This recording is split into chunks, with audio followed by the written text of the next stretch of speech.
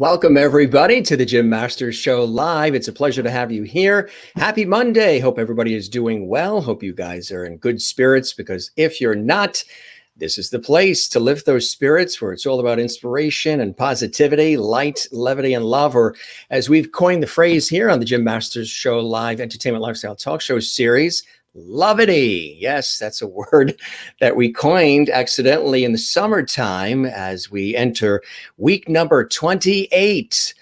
Like 180 episodes back to back. Sometimes we've done 2 shows a day on the weekends where we had a guest from Europe. We've done an earlier show and then a night show. We've done pop-up shows. We've done 2 hours talking about our favorite foods.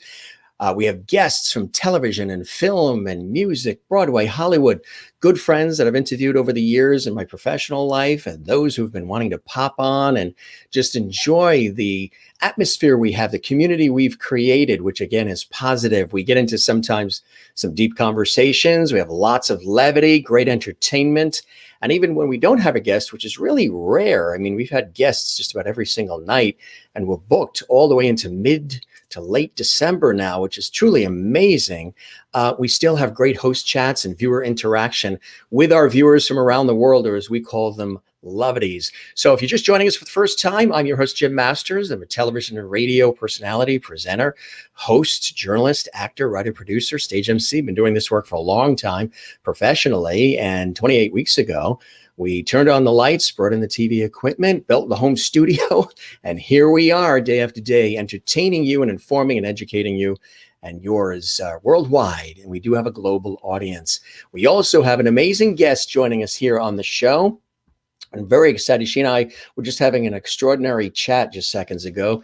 The incomparable Jamie deROY is here, and she's a multi-Tony winning producer and actress and so much more. And we are going to be talking about her extraordinary career, but also some of the cool things she's working on now, and some of the things that she's passionate about too, which we love celebrating here on our show. First, let's say hello to some of our viewers from around the world. We have lots of folks watching right now. Thanks for joining us on our YouTube channel at Jim Masters TV. I invite you to subscribe to the channel and click that notification bell, so that way there you don't miss anything whenever we post content like our series, our episodes, or any other content. We've got Masters mantras I put on there too, which are inspirational videos and positive observations of life. I did those for years on Facebook at Jim Masters TV.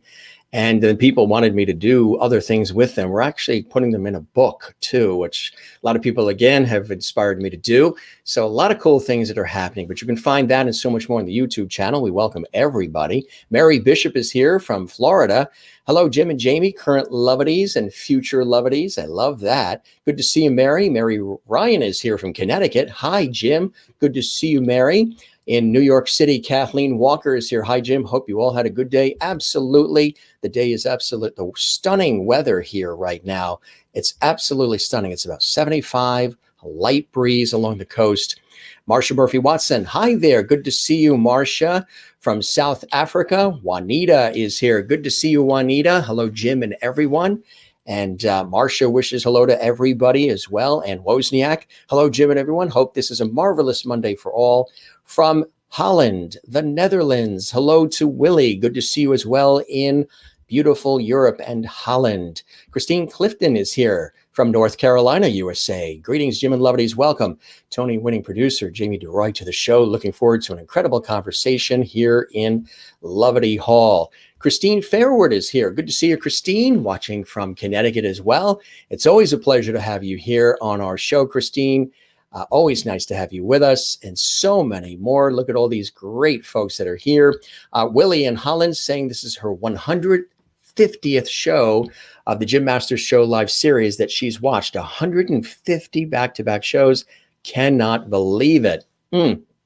All of the shows, all 28 weeks, are archived on our YouTube channel at Jim Masters TV. Check it out. A lot of our viewers and some of our guests even binge watch the shows, which I think is fantastic.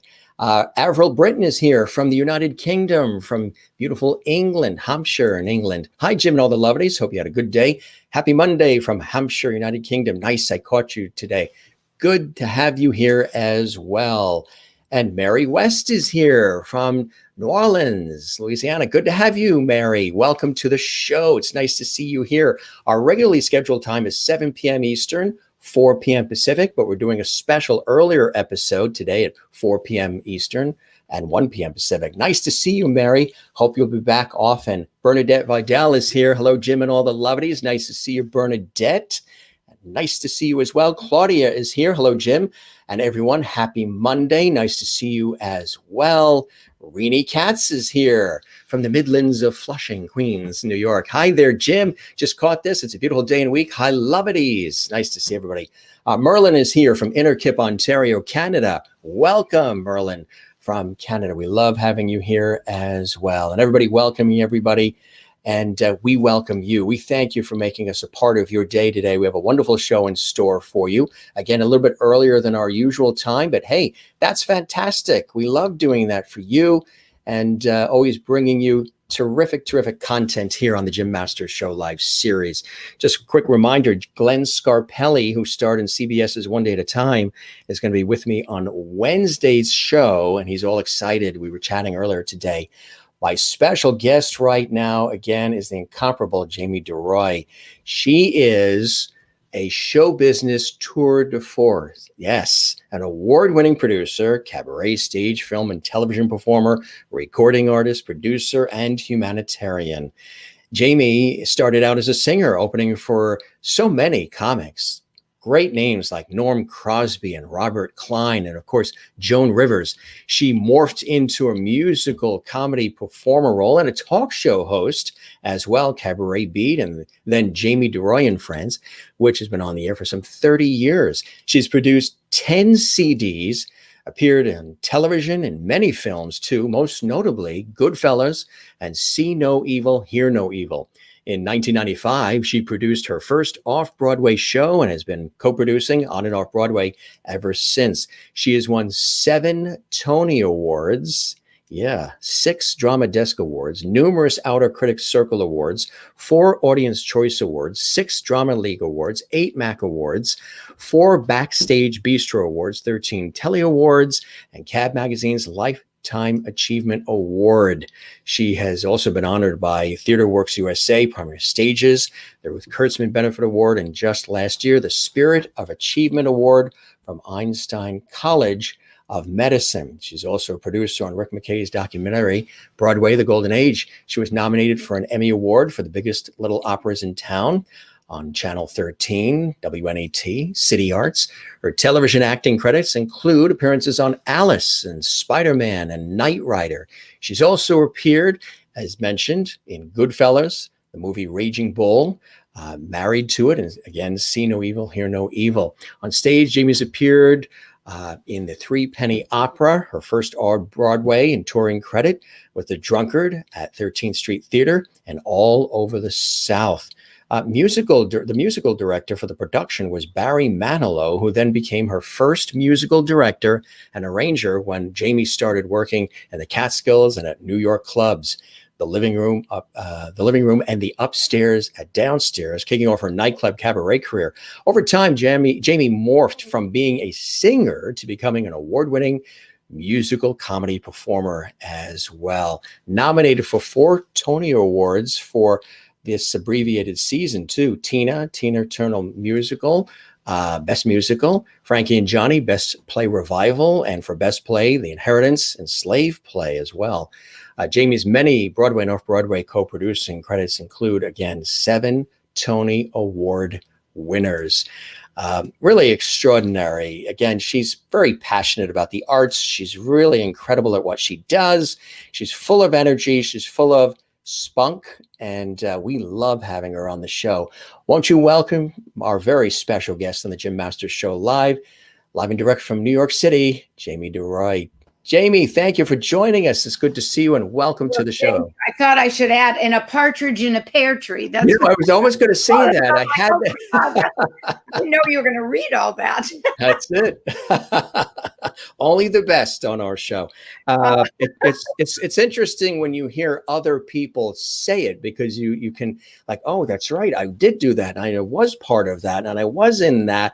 It's interesting and almost humbling when somebody else, recapitulates all that material. But it's fantastic, and we welcome you. And I just want to show you, we've got a lot of welcomes coming in here.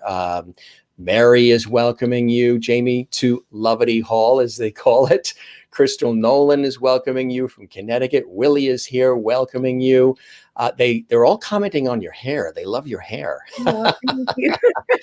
Willie is in the Netherlands. A lot of people have this hair after the pandemic, but I had it way, way, way before. Right. And I haven't had mine cut since March. So yeah, it's Willie is in Holland watching right now. Wow. Yeah. My ancestors are from Holland. Oh. deROY was deROY. DEROI with an umlaut.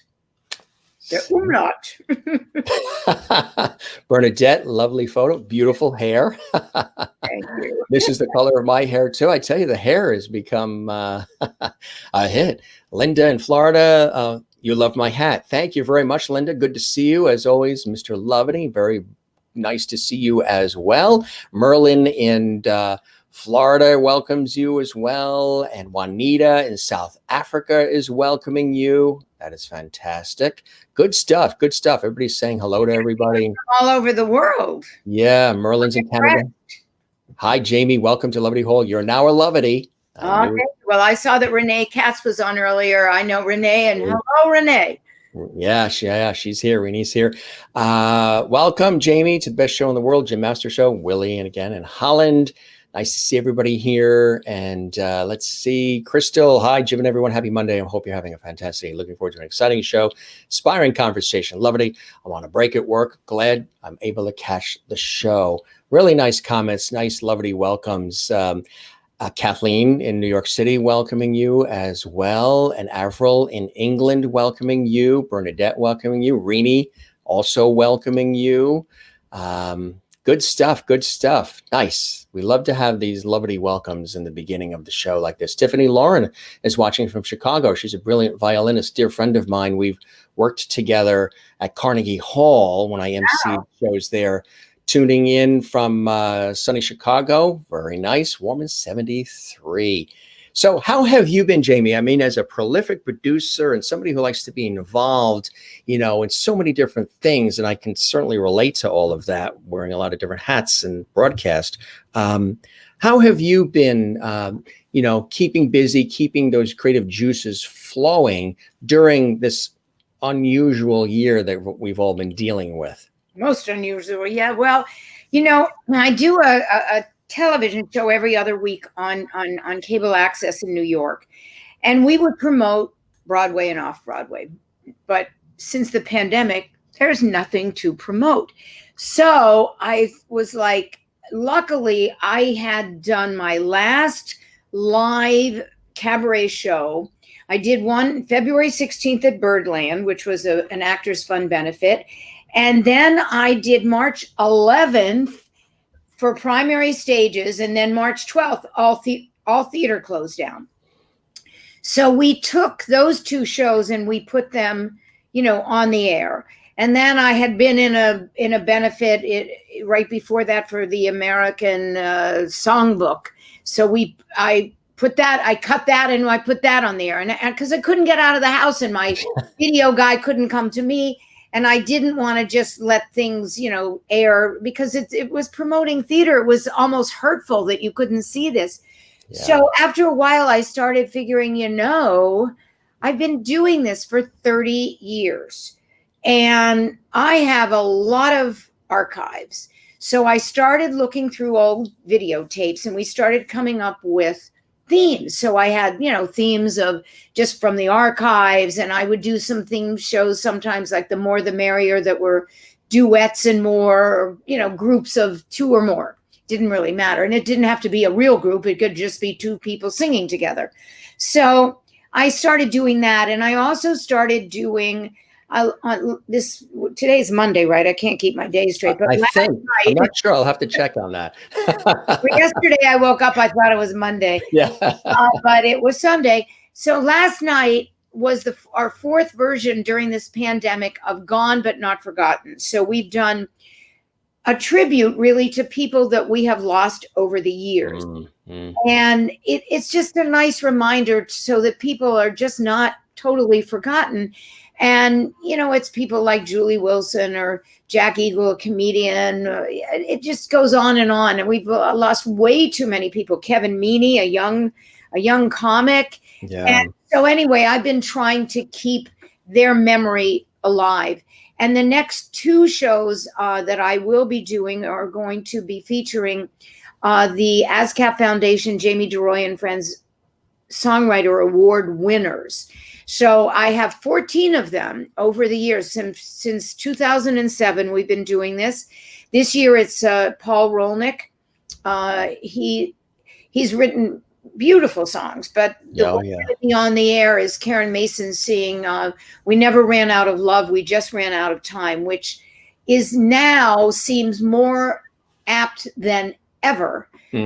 What's going on, because Absolutely. My goodness, you can say hi to someone on Tuesday, and if they get COVID and they get it badly, they could be gone by the end of the week. Mm-hmm. You have to treasure. Sorry, I'm having trouble hearing you. What are you talking? Oh is your Alexa talking to you? Or you? I don't even have Alexa. It's my phone, I guess. Oh my God. Let me turn it on. Wow. Don't you just love those unscripted? I don't think I could do that. Okay. You couldn't. Mode. We could not have scripted that. I don't have Alexa. That's what's really weird. It's just whatever it is in my phone. Oh my God. When I first got a phone, not this phone, but I had it in the middle of my bed. I had never turned on Alexa, but the TV was going. And on the TV, it's a commercial, and it's go, the sun will come out tomorrow. And my phone from the middle of my bed goes, tomorrow, as in the day after today. I went, what? What? I was like crazy. So now you're thinking about all the words and things you might have said that the phone has picked up on. And I turned it to silent. Wow. Oh my God. Yeah, not so much, huh? So sorry about that. No, that's one of those internet moments. It's terrific. You just roll with it, happens, right? You just roll with it. Yeah. But anyway, so that's really, what I've been doing. I get once it seemed a little bit safer. Yeah. My videographer, Russell Boutele, came over with a mask. I was wearing a mask up until the time I went on camera. And we did a bunch of just kind of very broad intros, not being very specific about anything. And we did these things so that I could keep doing it. And, we'll end the year with a holiday show. And then in January, I'm going to probably be doing a theme, I don't know in exactly which order, but we call it Strings Attached, where everybody that's performing will be performing with some sort of string instrument, guitar, violin, cello.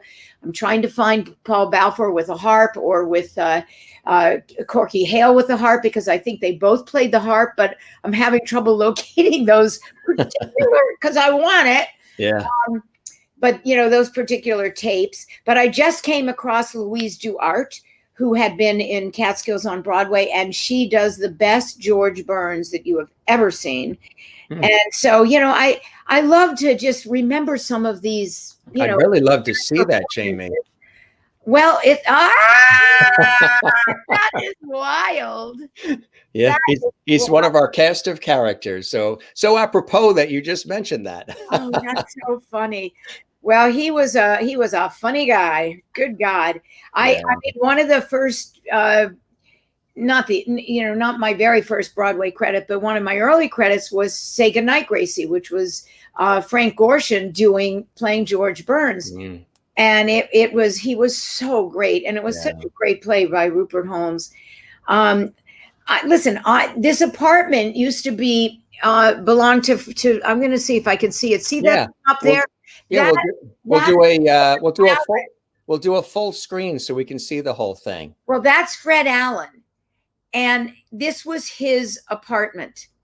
And he had all these Hirschfelds. So that's a Hirschfeld of Fred Allen. It's not on it, it's in a book. I had to call Margot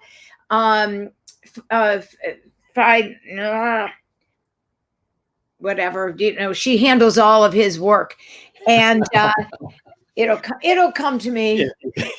And so she got me this. It's like a Xerox right out of a book. I'm going to tell you, Margot Fiden. When I go to look it up, then it comes to my mind. Then it comes. It's a COVID brain.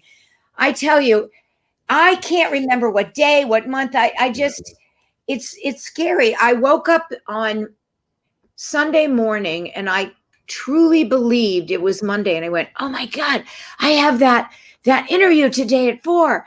I'm going to have to get makeup on today because, I pretty much stopped wearing makeup. So I'm like sort of laying in bed, and my eye goes to the DVR, and I see this little red light. And I'm like, what could I have been DVRing on a Monday morning? And then I go, oh, it's not Monday, it's Sunday. It's CBS Sunday morning. Sunday morning. I should miss that. I hate to miss that. I love that. That in 60 Minutes. Yeah, those are. I know you can get it, at something about when you're watching it when it's airing. Yeah. Yeah. Well, I don't even necessarily watch it when it's airing, but right after or almost during, and then. But I don't miss anything, and if I have to pause it, I can pause it. So exactly right, exactly. So that's cool. I mean, I've been doing the same thing. Every Thursday, I keep thinking it's Friday. So I think what we're doing is we're trying to accelerate ourselves out of this year into the next year without realizing we're doing that. Well, before anybody was coming into work for me, when everybody was off, I mean, now only one of my assistants is back, but now that she's here, I have a semblance of a weekday. But when nobody came in, I was like, every day seemed like a weekend. There was nothing that you had to do, and it just was weird. It was just, it's still weird to me. Yeah, it is. Oh, definitely it is. It will be for a while for all of us. Let's talk a little about how you first got started. I mean, back early in the early days, even when you were a kid, were you always creative, always an entertainer, always a performer, always the one in the house that was running around and singing and dancing and jumping around? And where did all this inspiration and passion for the work that you do now come from early in life? Family, were they in this too? Or? Because I always wanted to be a performer even before I got to see my first Broadway show, way before. And I was in local, things. I was from Pittsburgh. And so there were just some things that were happening in Pittsburgh that I would get involved in. And I remember being pretty little, where my great aunt had given me, or I guess she wasn't my great aunt, but my aunt had given me a little, we called them peignoir sets. It was really a little nightgown with a robe, and it was pink and it was frilly, and my mother sewed little rhinestones on it for me. And I got cast in The Princess and the Pea, and I was the princess, and that's what I wore. But I was like this high. But I knew then I wanted to be in musical theater.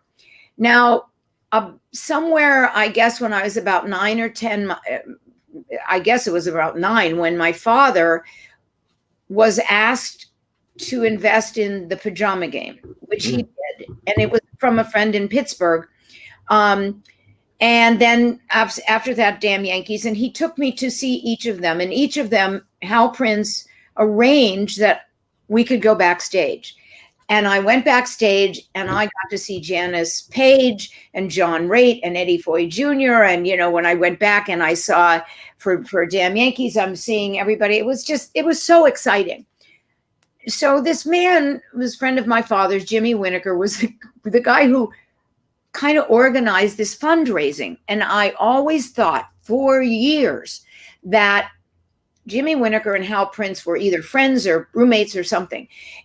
A few years before Hal died, he knew of my connection with my father and Jimmy Winnaker, but I said, Hal, what was the connection with Jimmy Winnaker that he was raising money for you in Pittsburgh? Because my father never read a script, never heard the music.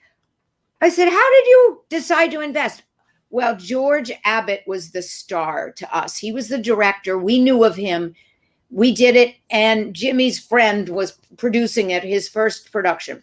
So they took a chance. They did it. So he says, oh no, Jimmy's brother was my roommate. I said, it wasn't even a direct relationship. It was his brother. I said, I never thought of that when I was raising money. I guess I didn't put my head, my thinking skull cap on, but now I will. But it was pretty funny because I always thought they were just really close friends. Right. But they turned out to be two unbelievably successful shows. And I said, my father later started investing with me. I said, I will never be able to match what you did with Hal Prince. I wish I could, but I won't. So you would consider that really the start of everything for you, huh? Well, I think it was the really big push because I already knew I wanted to do it. I was already smitten. And I was already doing, productions and whatnot. But after that, there was no turning back. And when after my first year, my last year of high school, my next to last year of high school, I went to summer stock that was recommended by a camp counselor, Fish Creek, Wisconsin. And he turned out to become one of the big casting agents in New York, Stuart Howard. He suggested that I go to Peninsula Players in Fish Creek, Wisconsin, that's where I hate to say how old that credit is with Renee Aubergenois, but that's where I did Three Penny Opera in summer stock. And then the next summer, he suggested that I go to Westport Country Playhouse and be an apprentice. And I got to act in several things there too. Take Her, She's Mine. And that's where I first met Tony Roberts. I met Charles Grodin when he was doing Chin Chin. Every week was a different star, different company. It was just great. The first summer was what they call rep, so that all of the actors would rehearse something during the day, perform something at night. And that's how that went. But at Westport, the stars came in every week with a different show. And I became the wardrobe mistress for Martin Green on all the Gilbert and Sullivan shows, two of them that we did that week. But then he goes up to Goodspeed Opera Company, and he's there a day, and he goes, I need Jamie, and he sends for me. And they sent me up there, but nobody said you might have to stay for a night or two. So I just went in what I was wearing, taking nothing. Anyway, it was just one of the best summers of my life. Those 2 summers were, as much as I loved camp, I loved those more. And I worked so hard. I mean, as an apprentice, you're like a little slave, but you know what? I loved it. It was the best. I made an extra large hat for Carol Channing in The Millionaires. And this was before she did Hello, Dolly. She actually perfected her curtain speech up at, on that tour of The Millionaires. And she knew that speech verbatim, and then she turned it into the Dolly curtain speech. That's amazing, huh? Yeah, I met great people that summer. And then what transpired from, that obviously was a very important summer in your life. What happened from there?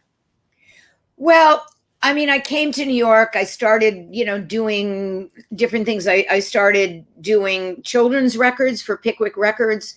And it was the Show and Tell series which was like the children's precursor to MTV, because it would like tell a story, and it would like there was like this little disc in a fake television, and it was timed to the story. But Wow. I was doing it with all these Broadway actors, Larry Keith and Margot Moser, and various people.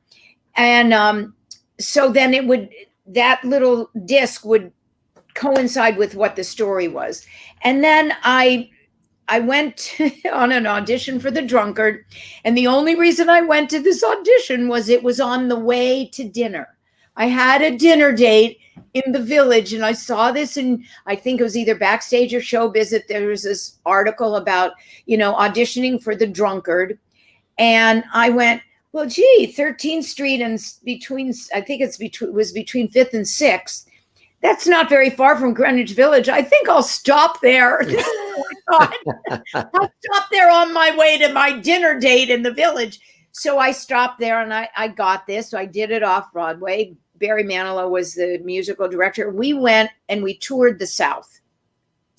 And we stayed like a month in every Southern town. And it was just great learning experience and so much fun. And I think I really kind of owned my comedy skills there. Not that I could particularly ad lib, although I did one ad lib that we kept in the show, which was the stage manager. And when we did it on the road, it was like dinner theater. Mm-hmm. And this one dinner theater, the stage came from above onto the floor. So, and then the stage manager's like upstairs, and he's like doing all these pots and pans to make, because it was like it. So it used to be, oh, my mother, she died, which wasn't very funny. But he actually hit a bucket one night, and I could tell that it was a bucket. So the guy playing the hand, what was that? I went, I think Grandma just kicked the bucket. And we kept it in. And when we went back to the 13th Street Theater, when we got off the road, I said, listen, we came up with a better line. Can we keep it? And they said, put it in. So it was great fun. And Barry Manilow not only was our musical director, but he was, he wrote a lot of this special material. There was something, I've kissed no girls, not even one. I kissed no boys, not even one. You must not think I have no fun. I don't. The whole song was, I don't drink. I don't smoke. I don't, and it was just really great fun. And he had to replace somebody on the road that took ill. And then we, until he could replace himself. And then when I came back to New York, I auditioned for Ashley Famous Agency that became international famous, that became ICM. And the guy says to me, well, we're going to put you to work in the mountains. And he said, how many, your charts are for how many? And I knew what charts were. And I knew I didn't have them. But I knew enough to say, I'm working on them. Yeah. So I left the meeting. I called Barry Manilow and I said, listen, this agent, Shelley Rothman, just pointed out all these places in the New York Times, that, the Concord and the Nevele and the Falls View and all these places that he wants to book me. And he asked me how many charts, for how many. And I asked him how many he wanted. He said 8. He says, we'll make you charts for 8. No worries. And that's how my nightclub act came into play. Wow. And I wanted him once to go to the Concord with me. This is before he became famous, obviously. And I said to him, I can't stand that the musical director there, his idea of tempo is whatever the last tempo was. He didn't seem to know from different tempos. And I said, I would love you to just play the show for me. And he said, oh, sure, I'd love it. Give me $75 and buy me dinner. Well, I was making $100. That's how long ago this was. So I think I had to suffer through the musical director up there. But I loved working with Barry. I love him to this day. He's just brilliant. Ah, yeah, yeah. So you've stayed connected, which is fantastic. And then, Well, wait, I got to tell you one story. I walked yeah, into yeah, rehearsal with yeah. Barry, and I walk into the room and he's sitting there with Adrian Arts. And Adrian Arts I went to college with. And I said, Barry, I didn't know you knew Adrian. And she's like, I didn't realize that you work with Barry. She said, we just wrote a song. Would you mind before you start your rehearsal if we played it for you? I'm going, would I mind? Of course I wouldn't mind. And he sat down at the piano and he played Could It Be Magic? I melted. It Yeah. was so magnificent. And that was the beginning of his career. And like he, it was, I don't know, 74-ish. I don't know. He was playing for Bette Midler. They were booked at Carnegie Hall. Bette let him play 3 or 4 songs in the middle while she changed clothes. He invited me to come and see him at Carnegie Hall. And that was really the beginning. I mean, he really took off after all of that on his own. Yeah. But one day he handed me an acetate, which was like a promo for a record. It wasn't even cut into a real record yet. And it was Amy by Barry and the Barrettes. And I'm selling it to someone for they're giving a big donation to the Actors Fund to have that and when I saw him on Broadway, the last time he was here, I took it and he signed it for me. So that was like so great. So You had this opportunity to open up with and work with Robert Klein, Joan Rivers, Norm Crosby. What was that like working with some of those amazing comics? Well, it was really fun. Now, when I opened for Norm Crosby and Robert Klein and a lot of, Stewie Stone and Freddie Roman and Mousy Lawrence, all the Catskill comics, I was what they called a girls singer. I was not allowed to get a laugh. It wasn't until I kind of stopped working for a little bit when I got married the first time, and I came back into the business in 75. And I started doing some things at Reno Sweeney, and Alan King and his partner kept saying to me, you need to go, you're really quick on your feet. You need to put some comedy in your show because there aren't that many funny women. So I started looking for funny songs. I was not a stand-up comic, and that's like a whole mindset but anyway, when I moved to LA, and I moved to LA in 1980, I thought that I was getting away from the transit strike here because I moved in the spring. But I got out there for every other strike, the SAG strike, the director strike, and the threat of the writer strike, or maybe the writers and the directors were switched. I can't, but there was a SAG strike. I got out there. I went out there. Everyone's, you should be a second banana on a TV show. Well, no one would see you because there was a strike on. So anyway, I said, I want to open for Joan Rivers. And somebody said, you'll never open for her. You remind people of her. And I got this guy who worked for Irvin Arthur. Eric Gold was his name, a young agent. He came to see me at the Belly Room, which was only for female comedians.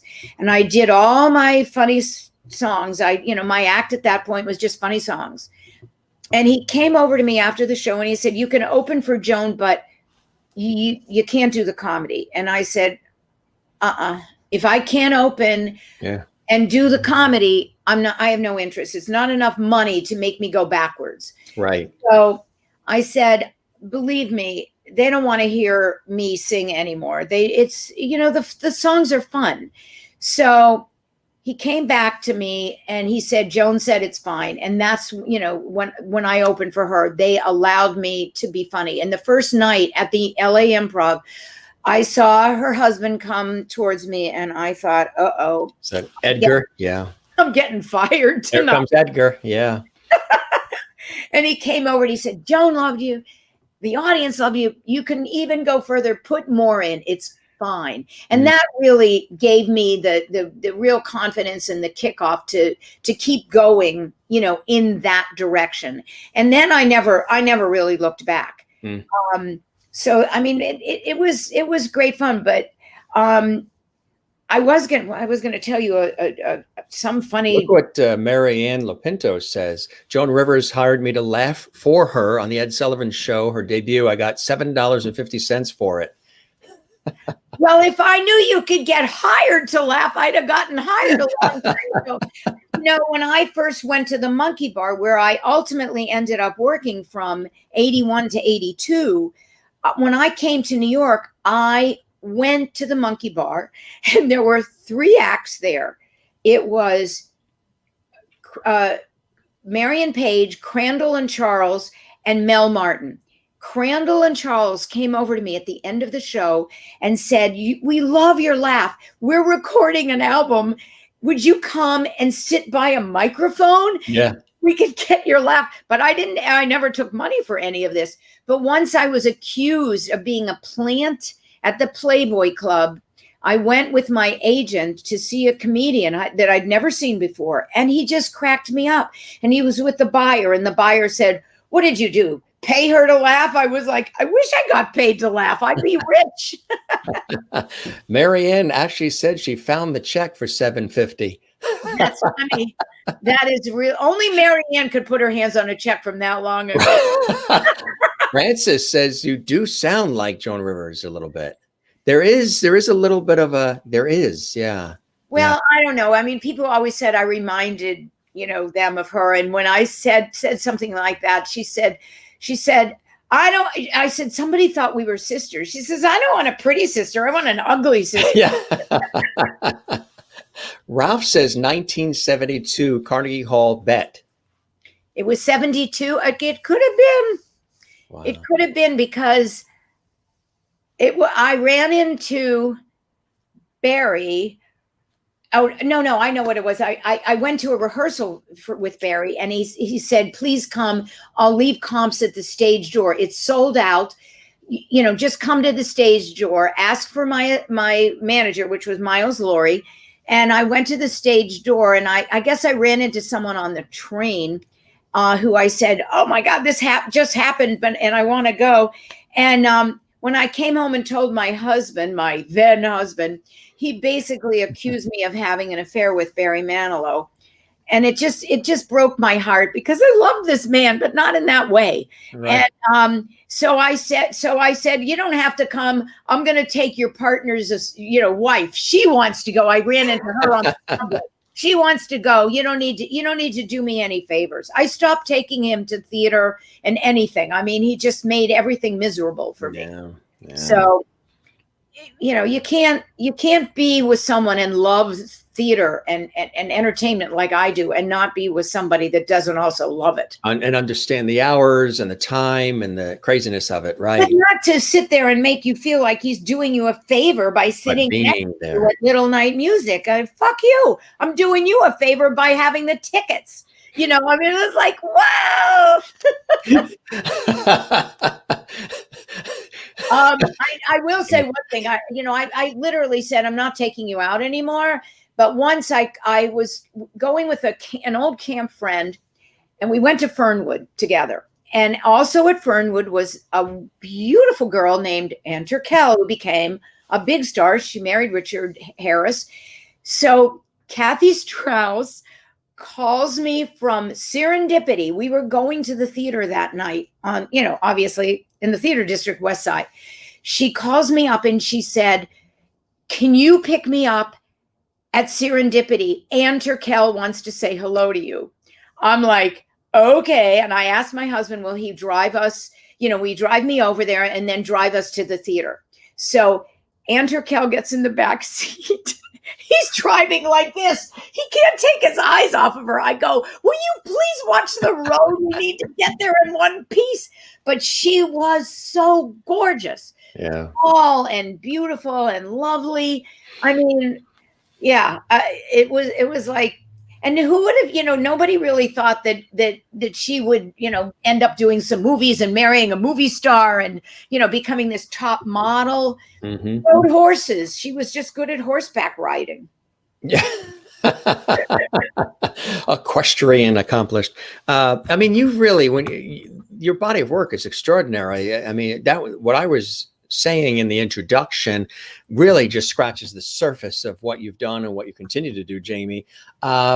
Stage, how did we then also morph into television and film as the performer, as much as you are a brilliant producer and creator?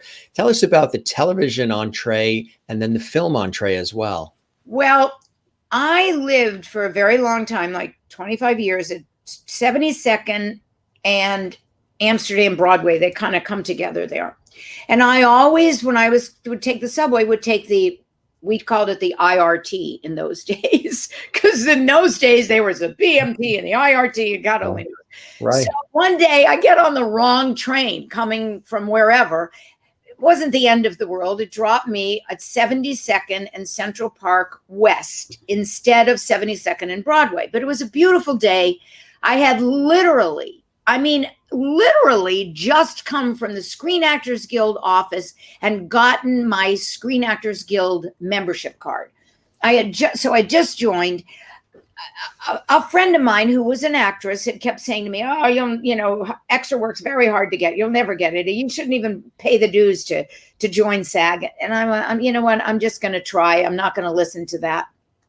So I get off the train and I'm walking by the Dakota. But something's going on at the Dakota. It's a film. It's Rosemary's Baby. And so I said to someone, "Excuse me, but do you know who's casting the extras?" And this one guy said, "Go in the courtyard and find John Quinn. He's the company manager." So I go in and I say, "I just joined SAG today." And he said, "Can you bring me a picture and resume?" I said, "Can I bring you a picture and resume? I live 2 blocks away. Come back." So I came back with a picture and resume. I handed it to him. At 5 o'clock, I got a phone call. "Can you be on the set tomorrow morning, whatever time?" I mean, easiest job I ever had. I walked 2 blocks. I didn't even have to take transportation. And, I did my first job as my first day as an extra. The second day, we're all called into the courtyard, and Roman Polanski is gathering everybody together, and he's looking at people, and I'm thinking, "Oh shit, I hope we don't get fired," because I'm so confident. And he pulls me out, and he pulls a young man, and he casts us as this couple that's walking down 72nd Street to discover, I think they threw the baby out the window or something. Oh yeah. And we discover it. And it wasn't a role. We didn't have lines, but it was what they called a silent bit, and you made a little bit extra money. But just to have been chosen, by Roman Polanski on your first job ever was pretty exciting. So, that sort of snowballed into stuff. I was always working in the cabarets as a musical, first as a singer, before it was actually cabaret. And then when I did cabarets and stuff, it was really as a musical comedy performer. And I did all the clubs. And then I got involved with the Cabaret Association, MAC, the Manhattan Association of Cabarets and Clubs, originally Manhattan Association of Cabarets. So I just was doing a lot of stuff with them. Somehow I met Bradshaw Smith. He started to do Cabaret Beat. He asked me to do some interviews on opening nights, and it was sometimes just me. Sometimes it was me and Sidney Meyers. And so Sidney Meyer and I loved working with Sidney. It was actually, sometimes I enjoyed it more working with him than working on my own. And we would go to all the Rainbow and Stars opening and interview people. And, any opening that we were invited to, we were there. And we would do all these various, interviews for Cabaret Beat. Then Cabaret Beat, from there, he turned it into Broadway Beat. And then he said, "Let's do a show just for you." So my show became Jamie deROY and Friends. And I started to do we would tape every variety show that I did, but I also did some interviews. Sometimes, I mean, I have an interview with Jimmy Webb at the Algonquin. Sometimes we would go on location. Sometimes they would come to us. And I remember Susanna McCorkle it was Mary Claire Heron that came to Bradshaw's apartment, and I did an interview at Bradshaw's apartment. And she said to me at the end of the interview, "You're very good at this. You know, I have a friend that works at City Arts. I should put you in touch with him because maybe you should do something for them." So I watched City Arts, and it was a really sophisticated show. Their little pieces were like mini movies. So I was friendly with Rick McKay at the time. And he had not really done a film, but he had done a mini film for Mike Nichols that was really for him to study about drag queens. So he went around and he interviewed all these impersonators and stuff. So I went to Rick and I said, "I'm a little nervous about doing this City Arts project by myself. Would you want to team up with me?" So we put our heads together. We came up with a bunch of ideas. We pitched a bunch of ideas and we got hired on our first interview to do something that started off to cover the Broadway season. But in the middle of covering the Broadway season, we get this call: "We have to move your piece up 3 weeks because somebody's piece is no good and we can't use it and you're going to have to do it." And I'm like, well, we're not going to be able to finish that because these shows are still in rehearsal, and we're having enough trouble getting some of these interviews in rehearsal. We did some amazing interviews, which I wish I had now, but and we couldn't use them. So we changed it to a thing that we called "Where Do Musicals Come From?" And we covered the NAMP Festival, which is the National Alliance of Musical Theaters. We went to a class with Maury Yeston that Marcy Heisler, Zena Goldrich were the songwriters of the day that we covered. And it was the Lehman Engel, BMI workshop. We covered all kinds of things. There was a backers audition. There was all kinds of stuff. Bobby Horowitz was running a backers audition for a show that she was doing. And so we cut all this together and we made this incredible piece that that they fell in love with the piece, they fell in love with us. So we started doing a bunch of pieces for them, segments they were called. And the one that we actually got nominated for an Emmy for was called The Biggest Little Operas in New York, where we went to Amato Opera, which is sadly gone now. Opera Works, also gone now. Da Capo on East 76, gone now. I mean, it's really sad, but it was a great piece. Oh, and even Asties, where which is now like the strip joint, the strip steak, whatever it's called. It's on 12th Street. The strip steak. They still have the pictures from Asties on the wall, and the waiters would get up and sing opera. And it was an institution there. Right. So anyway, it was just a fabulous experience to put it together and to work on it and to be at the Emmy Awards.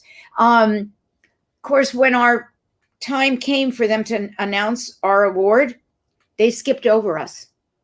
They just skipped over us. So I said to someone, they didn't mention our category. So they had to go back and do the category. And there were only 2 of us in the category. We were up against Bill Baker, the president of Channel 13. Yes. Yeah. Guess who won? Not us. But that was the start. And that I then hired Rick McKay to come on board with me to do one of my TV shows, which I had access to, The Sound of Music. It was a revival, and Rebecca Luker and Michael Seabury were the stars. And my press agent at the time, Peter Cromarty, got me access to backstage. And we did backstage at The Sound of Music, which is the best show I've ever done and the most in-depth. I mean, we talked to everybody, the child wrangler, the sound guy, the costume guy, sewing on the little needles and threads. And he said, we don't mind if we have to take them in, but we don't like letting them out. And, and then I think Rick used a lot of my shots from that because we covered a quick change backstage with Patrick Quinn, who was at the time president of Equity, and he was, in the production, who sadly died very young.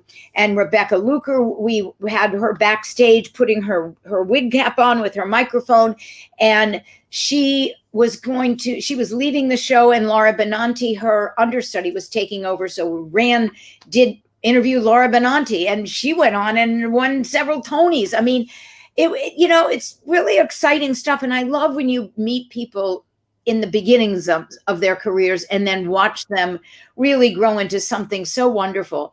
On my holiday show, we've got Kelly O'Hara singing with Eric Michael Gillette. She was in a Broadway show with Eric Michael Gillette. And it was Craig Cornelia and, oh God, I'm like blanking on the name. I wish I had Barry Kleinbord here to help me out. It'll come to me. But she was in it. And I had asked Eric, do you want to come and sing a Christmas carol? And he said, can I bring Kelly O'Hara with me? And I said, sure. I didn't really know her. And it was, oh God, it was based on the press agent. Oh my God. It was Craig Cornelia and Marvin Hamlish. Anyway, so they came and sang. So I met Kelly when she started. And then, I was on Nice Work If You Could Get It, where she started it. And I just, I've watched her career just like take off like that. And it's just, it's exciting. And I'm just always happy for people that, have great success, because that's what I want for everybody in this business. Yeah. And it's one of the reasons I think I started, instead of just doing my own show, which is how I started as a solo performer. That's right. A couple things, kind of got me there was I had discovered a thyroid lump. I knew I was eventually going to have surgery. It could maybe make me lose my voice. I said, what can I do if that happens? I said, I could still present talent if I do that. But, they were all, I said, if I was in a wheelchair, I could still present talent. If I had to walk with crutches, I could still present talent. So in 1990, I did not have this out until much later, but I decided that I used to do these birthday parties and some of my friends would come and sing. So I decided that I would do a show where I would showcase my talented friends. And that's what Jamie deROY and Friends, that's how it really started. So that's what we did. And I would call on all my friends that I just like, I loved this song. It was so funny. Instead of saying, hey, can I do that in my act? Which they don't like, and I didn't want to do. Come on my show and sing it. You do it better than I would ever do it anyway. So that's how that kind of thing got started. And when I moved into the building I'm in now, I met Jeffrey Richards. Jeffrey Richards was a press agent, and he invited me to a lot of things. And I had also started my TV show and stuff. And I, started plugging Broadway and off Broadway and stuff like that. He invited me to Lincoln Center, Alice Tully Hall. There was a one-night show. It was the complete works of William Shakespeare abridged. The next day he calls me, how'd you like it? I said, oh my God, it's so funny. It's so clever. It's brilliant. He said, how'd you like to produce it? I said, well, I've never produced. What do you mean? What do I have to do? He said, well, you'd have to raise money. I said, I've never raised money. I was married at the time. My husband said to me, this is a different husband. My husband said, why don't you try? And I said, okay. So I called Jeffrey and I said, I'm going to try.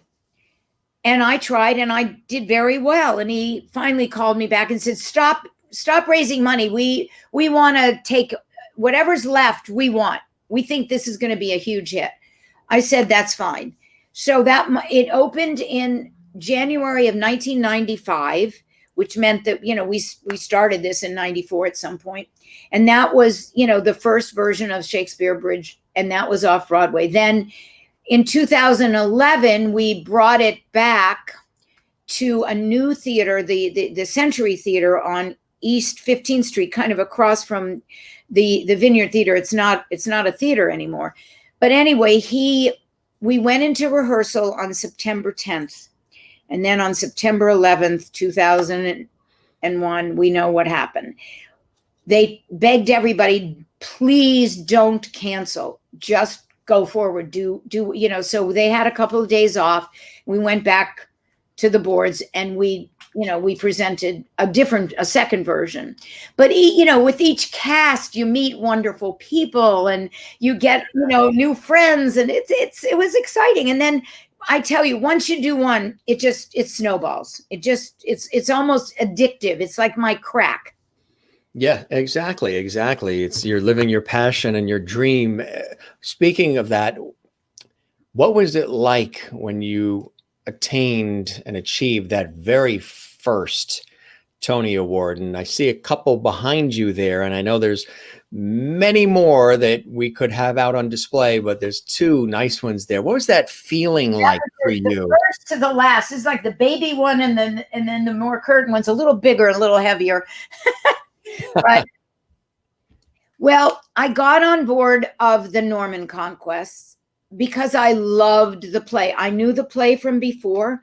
I had seen it, and it was coming in from the old Vic, and Alan Ayckbourn's one of my favorite British playwrights. I think he's a genius. He almost writes like in puzzles like this. It was a trilogy. It was 3 different plays. You could see this show in any order, and it didn't matter. And it didn't matter if you even saw 1, 2, or all 3 of them. There was a recommended order, and there was a recommended, to see it all in one day, but you didn't have to do that. And so, somebody walked out of the room and they walked into another room. The other play picked up where she walked out of the room in that room. And he does this constantly with his shows. It's sometimes outside or inside, or, anyway, he's brilliant. I got on board because I loved it. Everybody said, you're crazy. It's never going to make any money. It's a trilogy. People, are afraid of that kind of thing. And I guess from a monetary perspective, they were probably right. But luckily, I don't equate all success with money. If I did, I would have quit a long time ago. Because guess what? You don't make any money in public access TV. You can sell out. Bob Harrington gave me a special award one year for being box office champion for the Backstage Bistro Awards. But it's really hard to actually make money in cabaret. So it was like, it's my passion. It's what I absolutely love to do. And anyway, and it makes you emotional, I see. Yes, it was a beautiful, beautiful production. And we did it at the Circle in the Square, which is a hard theater to make a success in to begin with. I mean, it's a tough location. If you got to be filled up, because if not, everybody sees that you're not, because they can see the audience from every angle. It's a lot to think about. So, but anyway, I loved the show. And we got rave reviews across the board from every outlet, from every newspaper. When it came to the awards, we won every like award that we could win, including the Tony. But I tell you, the second day, the day after opening, when you have your first ad meeting and you talk about how you're going to promote it and this and that, and then they send everybody out of the room except for the co-producers, and they tell us that we need money to run because previews didn't do so great. Everybody loved this show and everybody made a priority loan and everybody got that priority loan back with interest. And it, so to win the Tony that year for a play that everybody said you're crazy to do, but it's brilliant, to a play that like could have closed like the first week because they didn't have enough money unless you could borrow it. It was very satisfying. And sometimes you just have to get behind a production.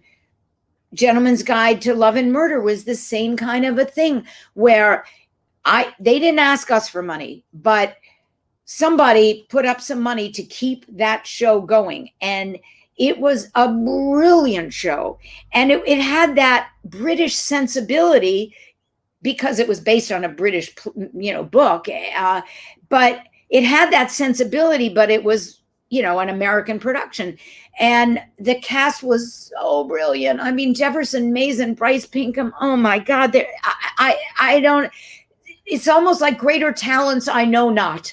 But anyway, so I was just so proud of, all these things. I mean, some things you just do because your heart tells you you have to do them, whether they win something or not, whether they make money or not.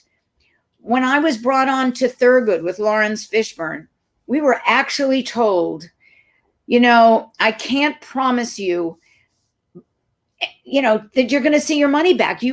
I'm thinking maybe you'll see half your money back. So I just thought, well, if that's what it is, I don't want to ask an investor. So I did all my own money. And we got not 50% back, we got 60% back, but it got onto HBO. And my mother was watching HBO one night and she watches Thurgood, which is about Thurgood Marshall, the first Black Supreme Court justice. And I thought this had to be told. This story had to be told, and it couldn't be told by anybody better than Lawrence Fishburne. It was so beautifully done. And so my mother's watching TV late at night, and she's like, "Oh my God, Jamie!" Our producer, Bill Haber, was nice enough to put in the credits, originally produced on Broadway by, and he listed all of the co-producers. And I think that's a real mensch of a producer. I love Bill Haber. I think he's just one of the best. That's fantastic. That is amazing. And of course, subsequent awards have come as a result of all of the efforts and the blood, sweat, and tears and passion as well, Jamie. And then there's being on Alice. I mean, tell us about the television appearances too. People love hearing all about that too. Well, it's so funny. I tried to get, on television for quite a while when I went out to California, and I asked it, and nobody was sending me out. I can't even remember how I got the Alice audition, but I got it. And then I got a call back, and I was with some William Morris agents that were just friends. They weren't sending me out on anything, but they were friends of mine. And had you had met Linda Lavin yet at that point, or no? Oh, I didn't know Linda Lavin until I met her on the show. But I knew who she was. Yeah, certainly. I mean, as a talent, for a long time, but not as a friend or anything. But so I get this audition. I say to one of the William Morris agents, I have a callback. I don't know if I'm going to get it or not, but what do I do if I get it? And he said, well, we can negotiate the contract for you. And I said, well, if I already have it, what do I need you for? I mean, you're sending me out on other stuff so I can get it. So my part was so little that I don't think there was a hell of a lot to negotiate. Do you remember the part, what you did and said? I mean, I did it twice. So the first time the first time was like Queen of the Soaps. That it was Vera watching all the soap operas and she was getting addicted. And by the way, Vic had a racehorse, and Vic Tapeback? He would say, He would say to the director, I think it was Mark Daniels, he would say to the director, oh, by the way, my horse is running later, so work around me. And so, meantime, now the higher ups are going to be coming to the set. So because he was off at the racetrack, I got a close up. So, and I had given him money to race, to bet on the horses. And I won. And the second time, same thing. I gave him money, but I had to leave before I ever got my winnings back. But I don't think I ever would have gotten my close up if he hadn't left the set, because they don't care about people, like me with small hearts and stuff. But it was great fun. Everybody was just a doll to work with. There's a theme here, Jamie, in so many of these different elements, all the way back to Pittsburgh. Right place, right time. Oh, I think that's the key, a lot of key to success. I think people will tell you too. It's hanging in there, and it's luck, and it's being at the right place at the right time. I mean, I'm not always I wish I were, but I can attribute some of it to that for sure. Absolutely. And then the film Goodfellas. Tell us about that. How'd that happen? Oh my God. So I had worked on both the front. I think the front was before Annie Hall. I'd worked on the front, and I got a very nice part in the front with Zero Mostel. My picture was up on all of the outside the movie theaters with Zero Mostel, and there were a couple other girls in the picture too. But we had this scene with him, and then that got me Annie Hall. Annie Hall, at one point, the director says, Jamie, come here. When Woody does this, I want you to, whatever. No, it was the AD. So no, Woody said it. Wait, and then the AD stopped it. So Woody says, Jamie, when you come out and you see this, just go, whatever. It was a sound. You don't have to say, if it's a sound, you are a day player. So I see the AD go over to whisper in Woody's ear, and I went, God damn it. He's going to tell him he's going to have to pay me more money because I'm going to either say a line or a sound or something. So the next thing I know is Woody says, why don't you just go like, I'm like, okay, thank you, Mr. AD. Anyway, on these films, I got friendly with Chris Cronin, I never knew that Chris Cronin's parents were Hume Cronin and Jessica Tandy. Mm-hmm. And I never knew that. He invites me up to the house with him, and it's like, who knew? Anyway, I was very friendly with him. He asked me to come to Joe Reedy's wedding with him, and Joe Reedy was Martin Scorsese's first AD in so many movies. Now I think he's like a director or producer or whatever. I mean, he's had a very nice career. Anyway, I sit next to Martin Scorsese, and I had a great time talking to him. And he says to me, I'm going to call you in for Goodfellas. And I went, oh my God, that's so great. Because I would never ask Chris to ask him or anybody to get me an audition. So it was from him. I go in for this audition. I get the audition. This was in 1989. And I mean, maybe it was 88 where we were filming, but whatever. I mean, the movie came out in 89.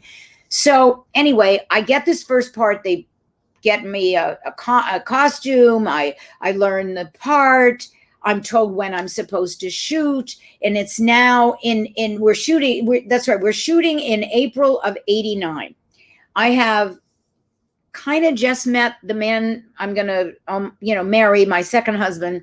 And he's invited me to the Cannes Film Festival. And I have to leave on Friday. And we're meeting a boat. I didn't know that the boat wasn't going anywhere. It was standing still. But so I had to fly to Nice to get on the Sea Goddess for the Cannes Film Festival. So I am supposed to shoot the Monday before the Friday. That's plenty of time. Maybe even was last Friday. And then it got changed from Friday to Monday to Tuesday. And I'm a day player. I don't get paid until the day I play. Hence the name day player. That means if they can hold you up for 3 weeks, doesn't mean they pay you for 3 weeks. So every day I'm getting canceled. And every time I got canceled, I was getting more and more nervous. So I said, wait a minute, I'm supposed to be on a plane on Friday. What am I going to do? So on Wednesday, when she canceled me again, she said, I think I'm going to have to get a standby for you. And I said, well, I guess so, because I really want to be on this plane. So they replaced me. I go off on the trip. Arthur Hiller, director of Love Story and a friend, has said, I tell him what happened. He said, sometimes you just have to live your life. And I said, yeah, well, it was probably the stupidest move of my career. I finally get a day player. I mean, he gave me a little role, but it was like, a silent bit in Raging Bull, but I did not have lines. So he said, Jamie, you have to just move on and not worry about it. So I get back after this trip and I get this phone call. Martin would like to see you on the set. Can you come down to the set? And I went, yes, I will. And I'm thinking, oh my God, but it's not my fault. Well, he's not going to, he's going to be so mad at me. It wasn't my fault. So I go down, I'm in the trailer. Now, prior to this, Clovis Ruffin had sent a hairdresser to my house one night before doing a private party for him to do my hair. Unfortunately, the hairdresser decided to give me a punk haircut. So he went and my hair was very short. So it was so punky and weird that when I went to get my car at the garage, the guy at the garage looked at my hair and said, what'd you do to your hair? I thought, I'm in trouble. Anyway, Martin. Your last name wasn't Brewster. Punky Brewster. So Martin says to me, can you ad lib? And I said, can I ad lib? I'm better at ad libbing than learning lines. He said, I need you to say these things. I don't even care what order, but we forgot a very pivotal scene and you have to cover it for us. She's the typist for the FBI and she gets him turned in, So he tells me what I have to say. And as long as I say it in any way, shape or form, I'm good. Yeah. So I go, he says, but I have to send you to makeup and hair because that hair is too modern. I hope they can do it. And I go in there and I said, now it's up to you. If I lose this part, it's your fault. So they did. And I shot, one morning and I share a trailer with Martin's father, who also had a role in the movie. And when the movie comes out, they had put Ray Liotta's voiceover over. So you don't really even hear what I actually am saying because he's now narrating it. But when I went to the cast and crew screening, I got the time a little confused. I thought they said 8:30 and it was 8 o'clock. So I got there about 8:15, 8:20 and it had started. So I, went in the back and I was so curious who they got to replace me for my original role. And I didn't see the original role, but then I thought maybe it was in the first 20 minutes and because they don't always give you the whole script. So an AD comes up to me afterwards and he says, boy, were you lucky. What timing you have. What are you talking about? And he goes, your original role, they cut it. When they cut it, if they had cut me and I gave up that trip, I would have thought, one, it was my bad acting. And two, I gave up a trip for this. So it just worked out. I mean, it was crazy, but it just worked out. Are you writing a memoir? There's got to be something with all this. Not really. I said to someone, and you have to do the audiobook. You have to do the audiobook. You know what? I almost would have to write it as an audiobook because to try to relay this to someone to type it, I don't know how to do that. And my father bought me Dragon once, but Dragon you dictate and then it says period, capital, paragraph. I went, I can't talk like that. I'm a performer. I don't talk like that. that ruins the story. Puts periods where they shouldn't be, right? Commas where they should not be. What am I going to say? Tell the story.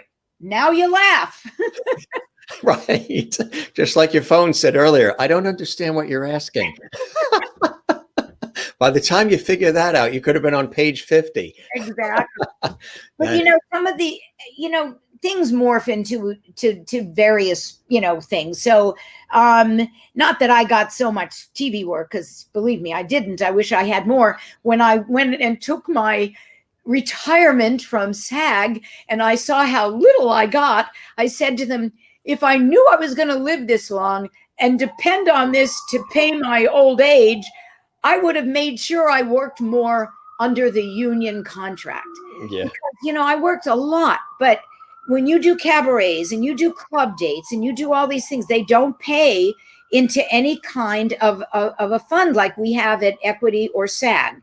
And that you have to get vested at least 10 years. So anybody out there listening, if you're a union, you know, actor, and if you're not, join the union. Yeah. And you can join the union by just, you know, getting a job, and it's easier than you think sometimes.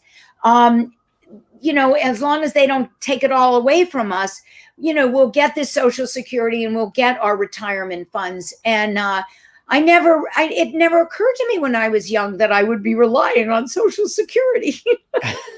And then it would be so little. It would be so. I mean, God.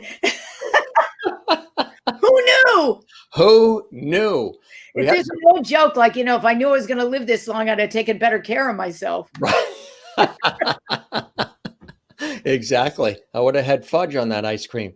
You and Sean Hayes, we've got some great photos here as well. Tell us about this. Well, he came into an act of God, and he was just great. And I loved An Act of God on Broadway, and he was fabulous, just fabulous. I mean, there's you know, so many projects that you get involved in, and this just, you know, got my funny bone. Mm-hmm. Truly. Yeah. And Jim Parsons started it, and then Sean came in and replaced him a little later. Well, I was trying to do a story that I wanted to call Silver Bells, and there's no one that I know more beautiful than Carmen. And I think I forget, she's getting up there. She's in her late 80s or past that. I'm not sure. She still looks this beautiful. She is so gorgeous.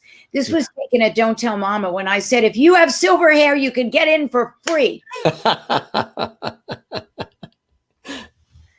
Oh, and Valerie Simpson, the Friars Foundation gave Valerie the George M. Cohan Award, and I give the Jamie deROY and Friends ASCAP Foundation Songwriting Award. We've been doing that for 14 years. Barry Kleinbort got the first award. And that's what those next two shows are, of all of our winners. And I love Valerie. You know, in the heyday of all the cabaret of all, like Studio 54 and Latin Quarter and all this stuff, I used to do so many private birthday parties or general parties for celebrities. George Paul Roselle would call me up and say, "Oh, Ruth Warwick's birthday is going to be at Studio 54 on one. Would you like to do it? Or this one's going to be feted at the Latin Quarter." I mean, it was great. I did them all. And half the time I had either I wrote special material for them or I had it written for them. And it was just great, great, great fun. And I kind of miss those days. Oh my God, that's when I started. May and Vera, that's my great aunts, my grandmother's sisters. She had 3 sisters. There were 4 girls. So funny. But that's when I first started to do nightclubs and way before what we called cabarets. Right. That was right after The Drunkard. I had dark hair with a little silver in it. That you is. could hardly see my silver then. Francis actually asks, does the silver have to be on the whole head? Well, it does with me. I think she's considering doing something similar, maybe, or You know, there's a group called Going Gray, and all these women, especially during the pandemic, people stopped coloring their hair, but they would say, "I stopped it, and I'm never going back," and da da da da da. Lucy Arnaz did that, and then she got it cut real short too. Yeah, but she looks great, and That's I think she's fantastic. gonna keep it. She loves it. I think she looks wonderful. She looks great too. Yeah. Before she actually showed it, I was on a Zoom call with her. She had a hat, and I could just see right here. Yeah. We have the same musical director now, Ron Abel. Abel, and, yeah. I said, I think Lucy's going silver, and so I'm like, whoa. So, and then she revealed it on the internet, right? And looked fantastic. Amazing. Now that you just showed Kathleen Walker, who looks remarkably like Karen Mack to me. I don't know if it's the same person, but you have a twin, if not. Wow, it's amazing, huh? She looks like Karen Mack, who's a wonderful singer, who's on one of my many CDs. Oh, yeah. Yeah, she's amazing. I've recorded so many different cabaret and Broadway people on these CDs, and it was just so much fun to work with them. And, I remember recording Kathy Lee Gifford, and she showed up at the studio with a cold, and I thought, uh-oh, this is going to be trouble, and she was anything but a diva. She was so great. Yeah, right. Everybody that I had brought into that studio was just wonderful. Mm-hmm. There's so many of them that are, I'm sure, available on the internet somehow. Well, see, that's what happens too. I mean, you get people build up this image and then it doesn't match the person, and they're warm and friendly. I mean, I had that when I was interviewing Sarah Brightman for a television special, and the buildup was that diva and this whole thing. And she really was anything but. She was warm, and she was gracious, and it was spectacular. Well, also, I think sometimes, you have your own experience with somebody. Right. Somebody, said something about a person, and they say, "Oh, what a bitch." I'm like, really? I had the most wonderful relationship with that person. So the very person that this person didn't get along with, I had no trouble with. Right. And it might be the person that's telling you that they're not so hot that has the issue. I don't know. You don't know. You don't know. Well, here's somebody. Make your own judgment. That's right. Here's somebody that always told all of us to stifle, but was anything but. Carol O'Connor. Archie. What a great shot that is. Low enough cut. Now, yeah. The Clovis Ruffin dress. I cannot believe how low cut it was. And that's punk haircut. That's the punk haircut. The role in Goodfellas. No, so what was this occasion, Jamie? If you can think, I remember this occasion.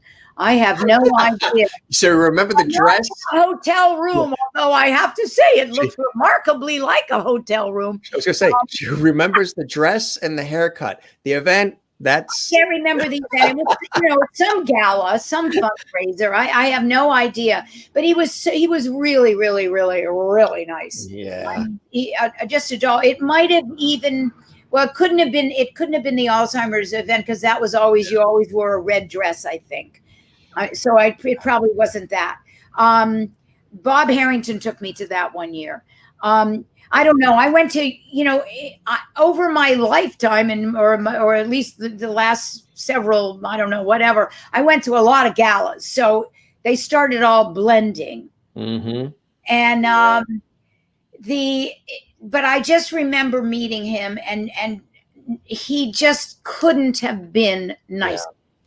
And the polar opposite of Archie Bunker. I mean, classically trained and just really the opposite of Archie, but played that character among many others, that specific character to the nines. He was just amazing at that, and so opposite of him.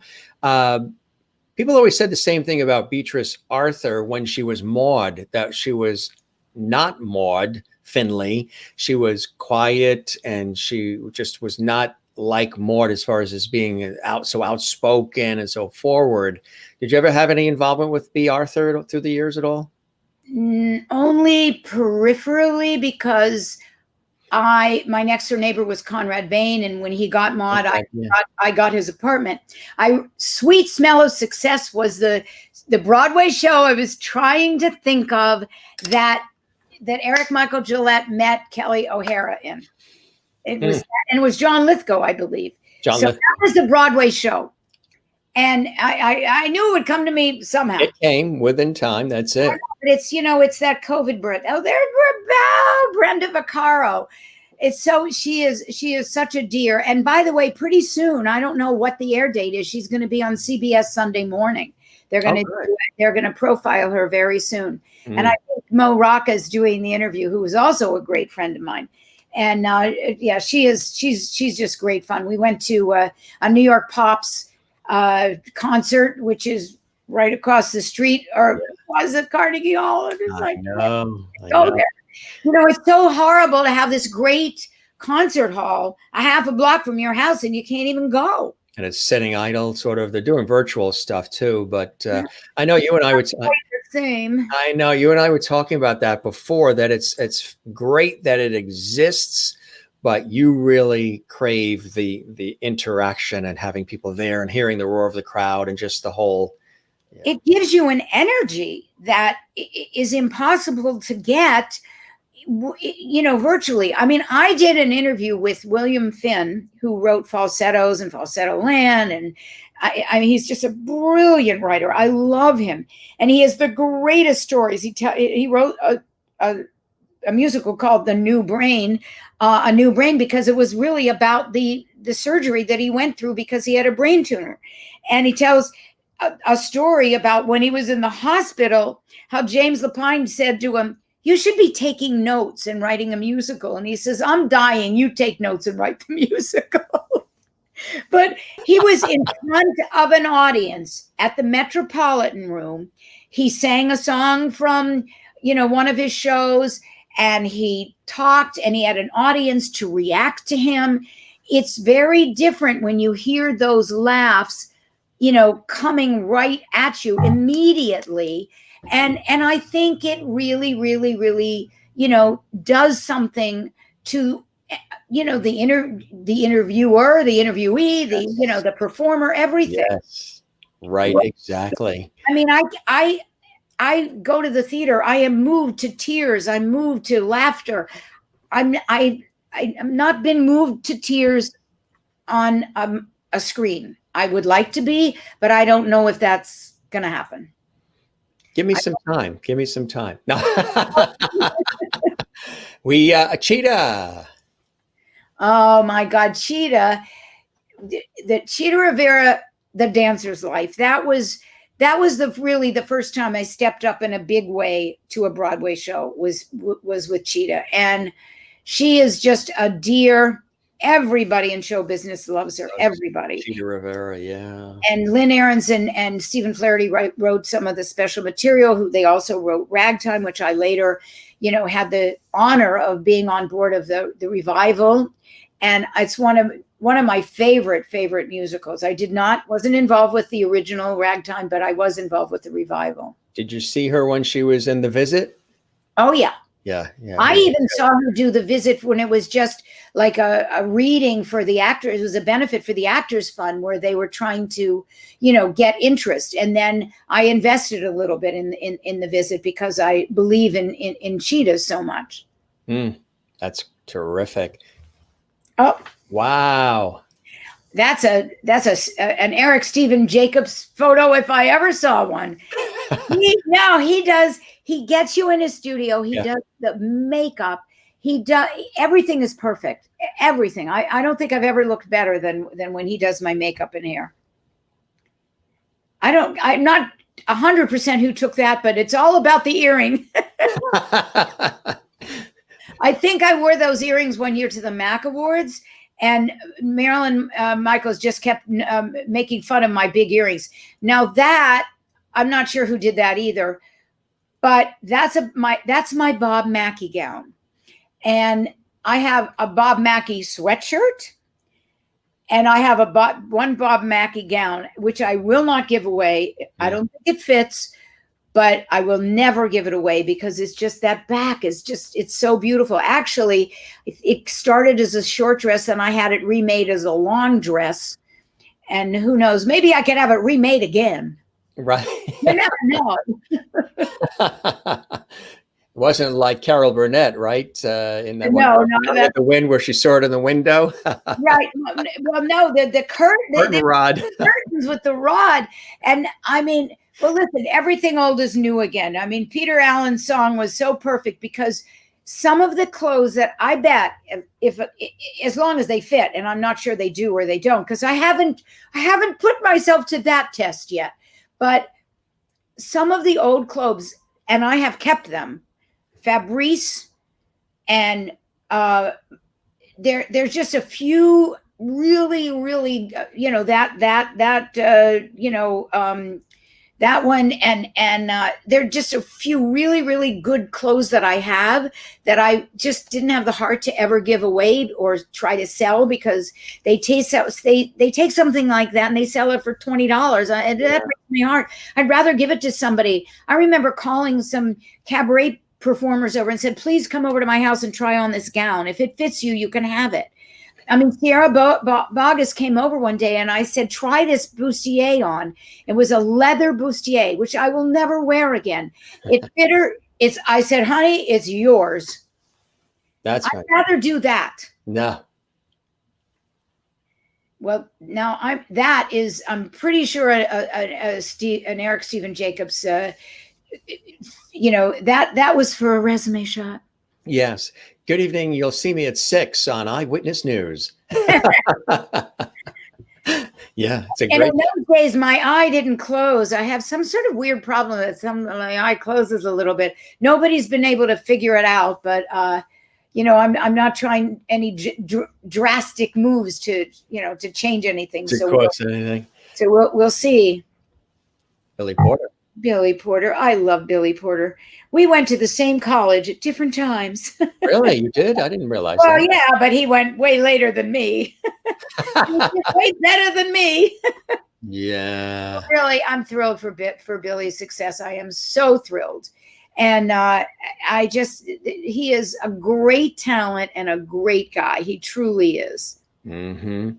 And, you've had an opportunity over the years to work with so many fantastic people, not just the actual performers, but also, cast and crew and writers and lighting people and from television, film, and stage. And when you look at all of this, I mean, obviously, you're still very passionate and you love it. You love the work and all the craziness that comes with it, too. It's just something there's a fire that's in you that really comes out. You're sort of like a conduit of all this energy, and it just comes out you in ways that really impacts and benefits all of us because of the creativity that comes through and the inspiration.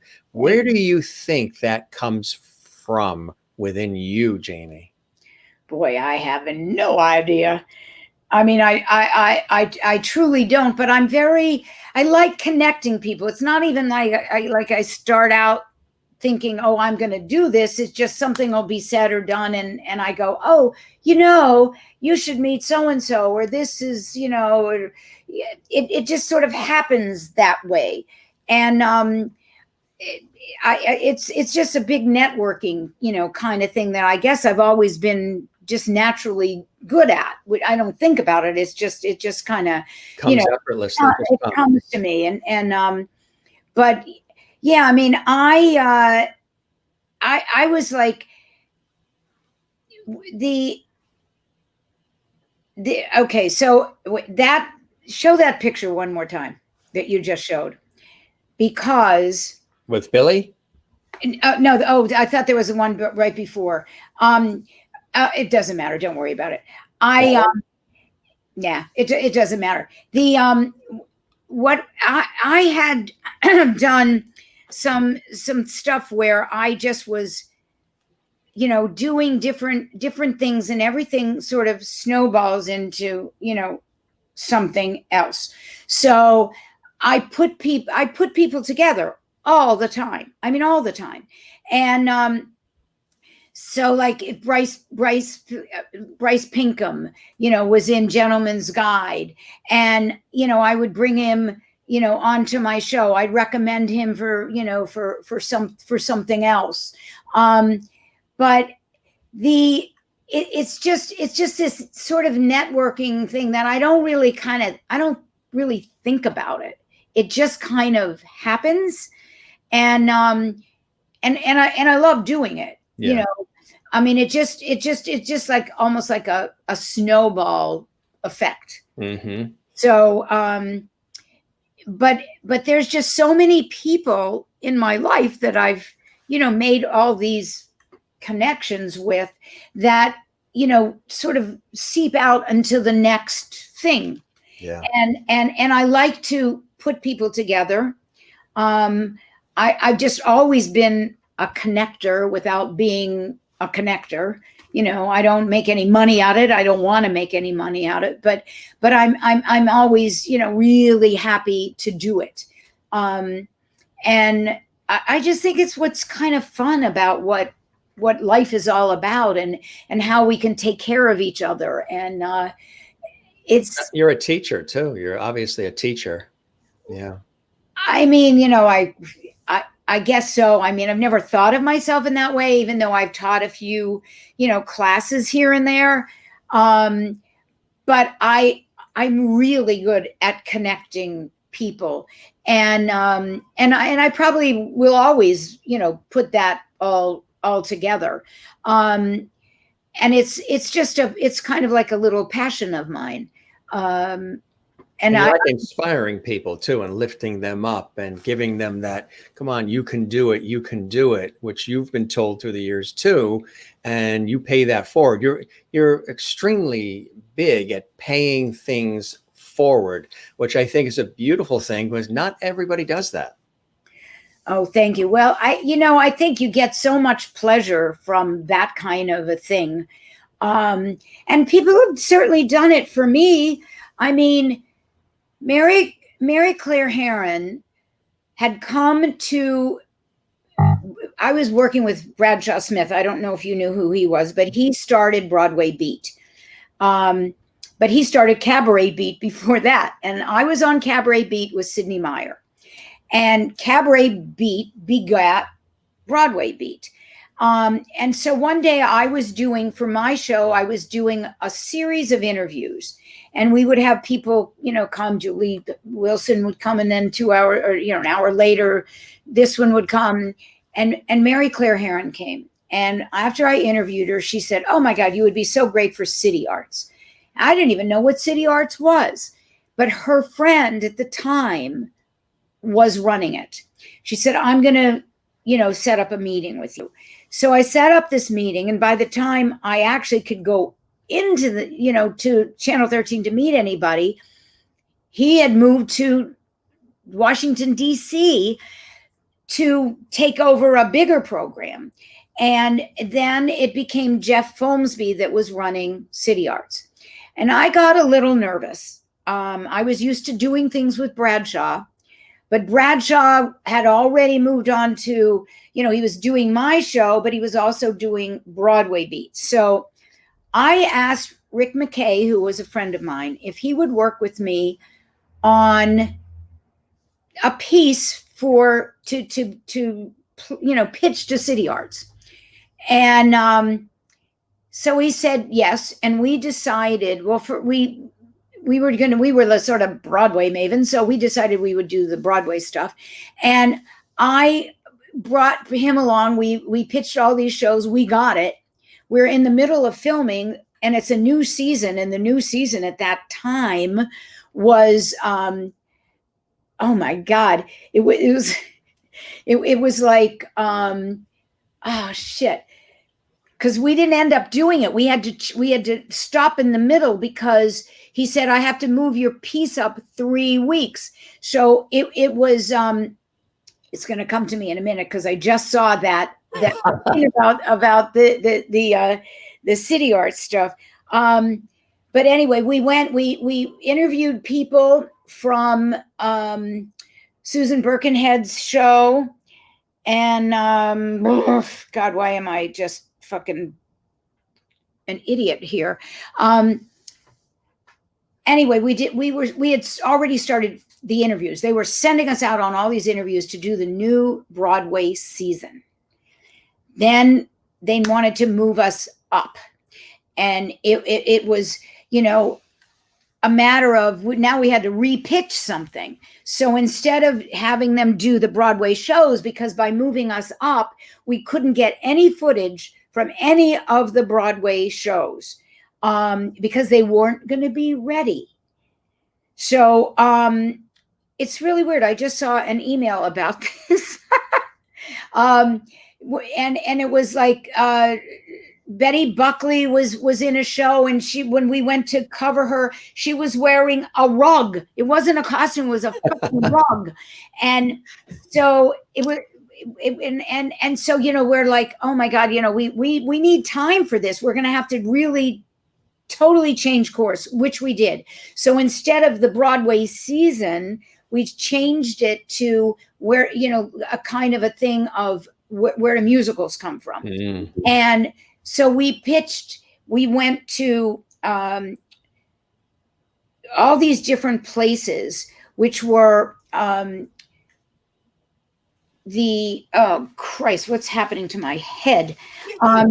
We went to the BMI workshop, and Marcy and Zena were presenting a song, and Maury Yeston was running the workshop, and they presented a song.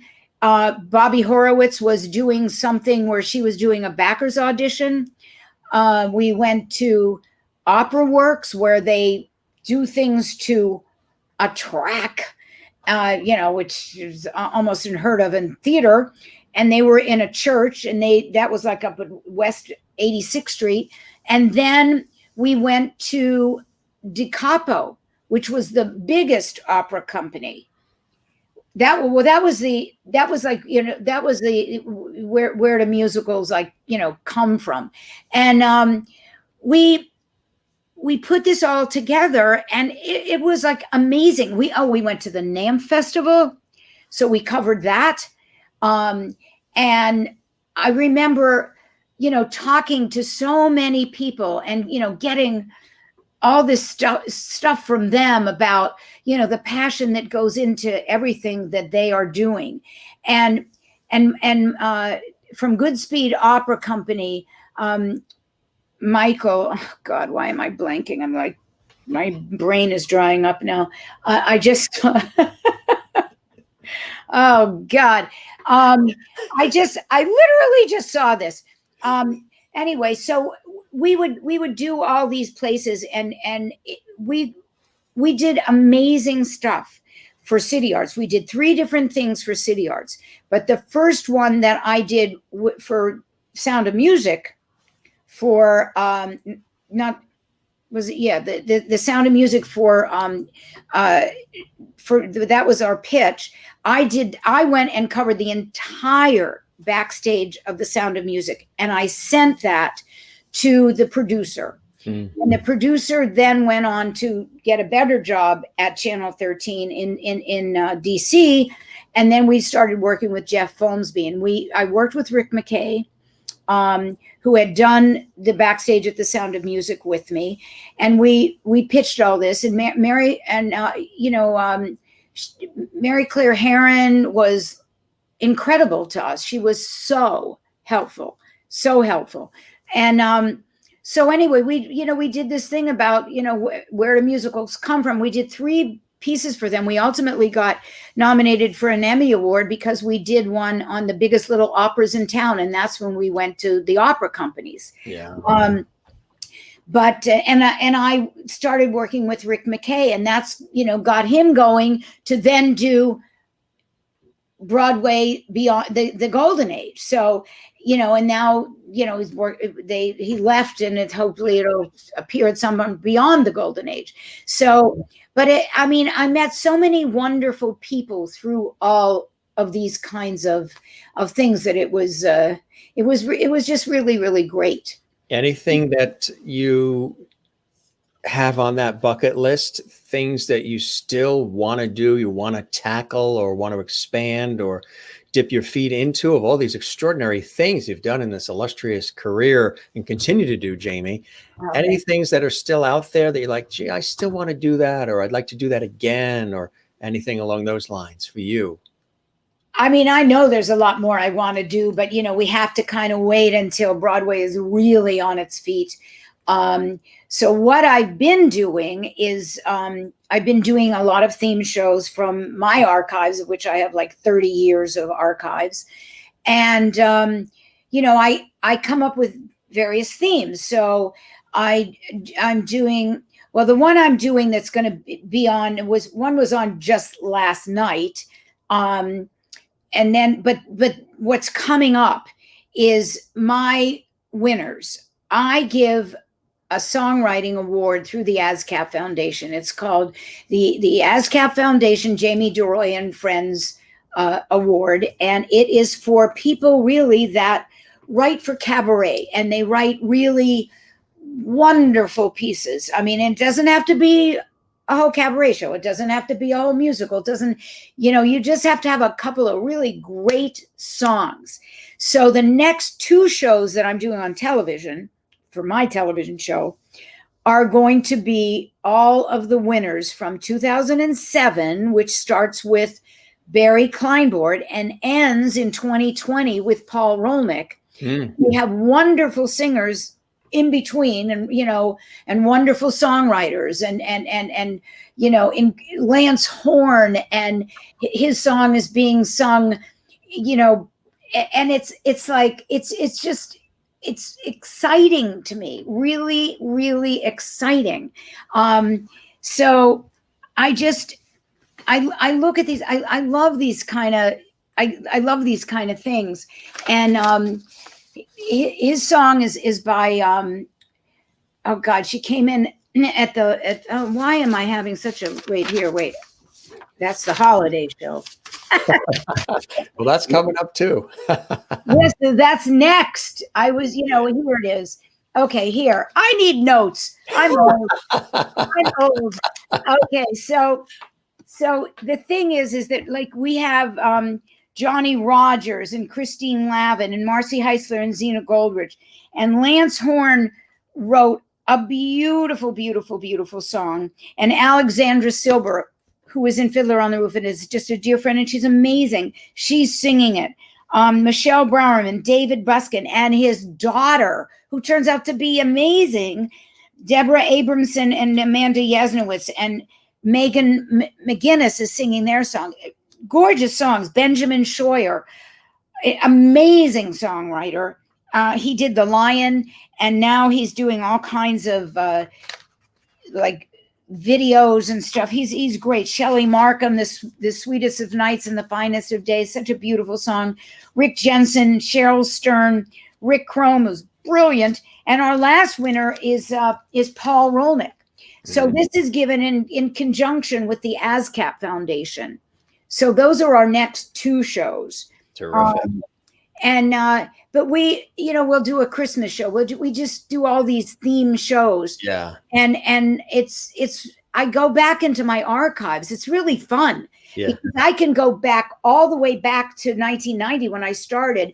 And we've done 4 different shows so far in this latest series of people that are gone but not forgotten, like Kevin Meaney and Julie Wilson. And I mean, the list unfortunately goes on. It's way too many people to that I have many more that I'd like to fit in.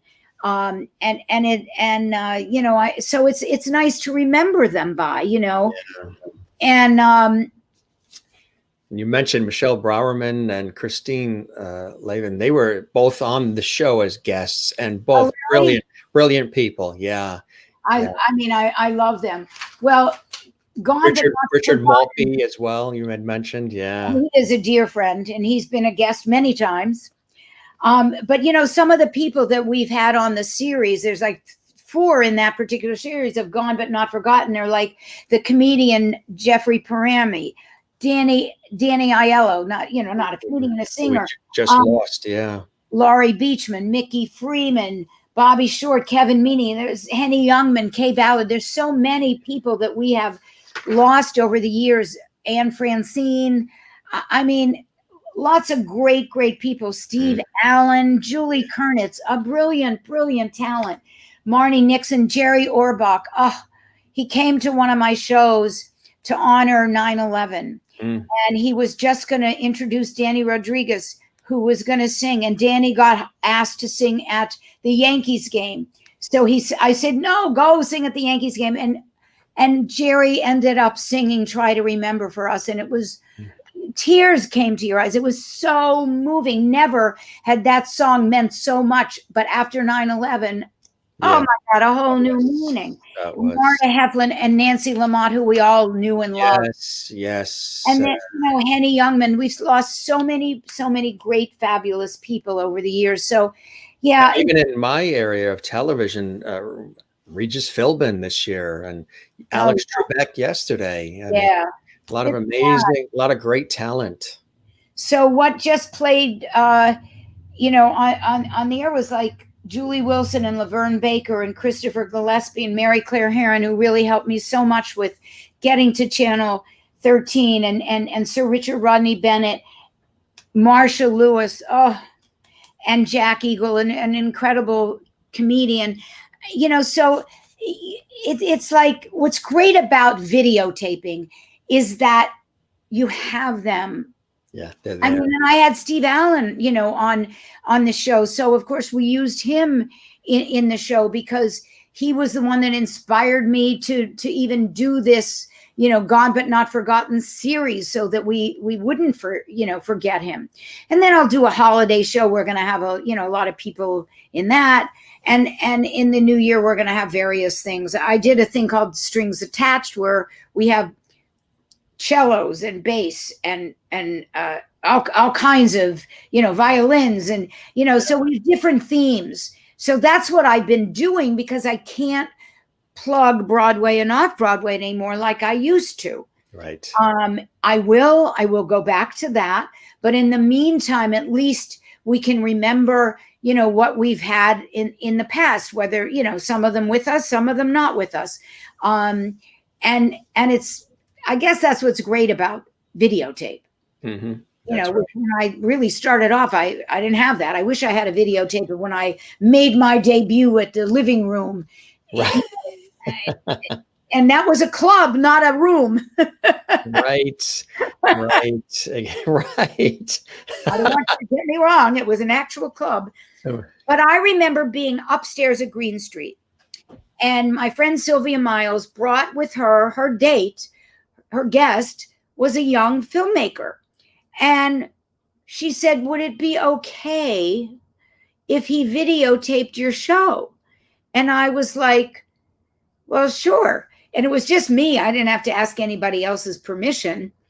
And he captured not only my show, but one of the great ad libs of my career, which has never come up again. And the ad lib was that I said, I have such a hard time meeting men in New York. And in the back of the room, somebody yells, so do I. And I go, this is why I have such a problem. Because it was a guy who yelled it. So do I. And it was so funny. You couldn't set that up if you tried.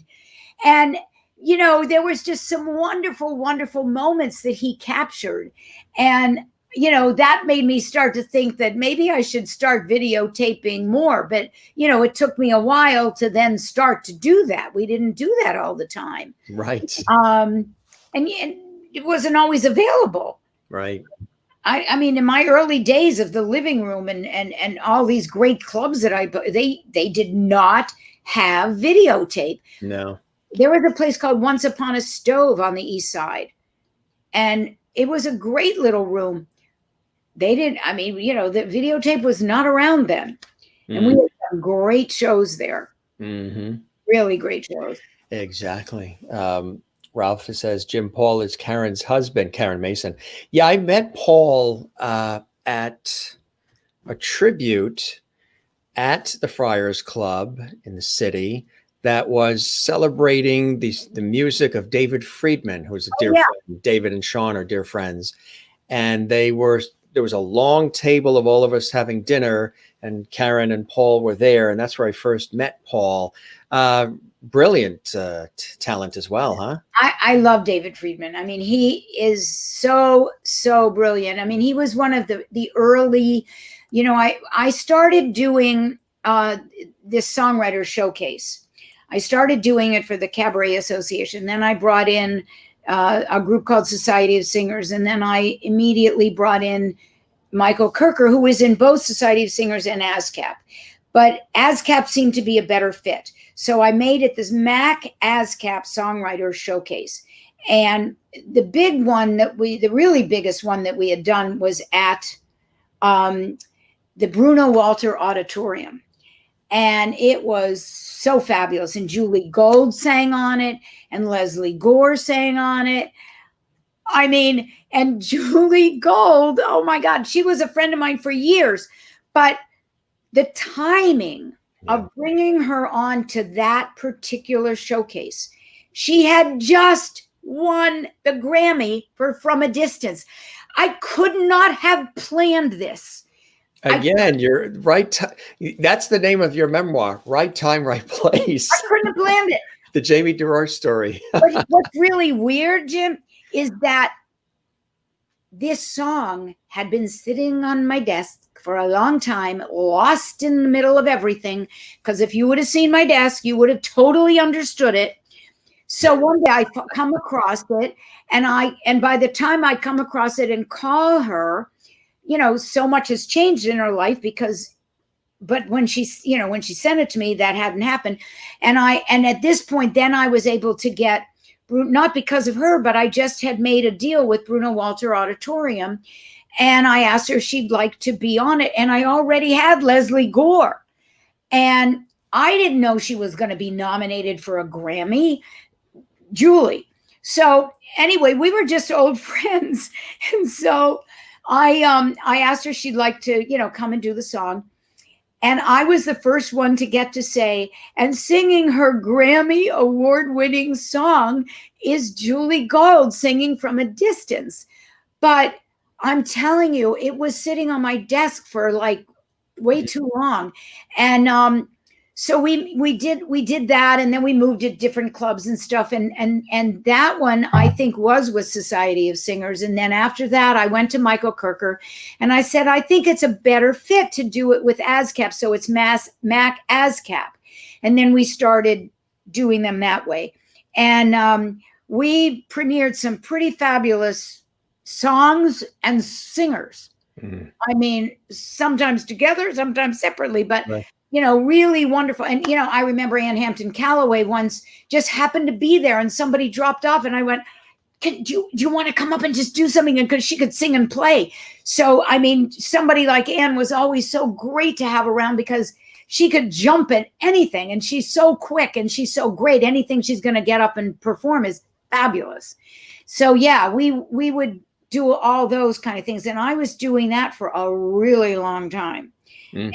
And, it was just a joy and a blessing, really. I met songwriters, I helped songwriters. So I set up my own award with the ASCAP Foundation.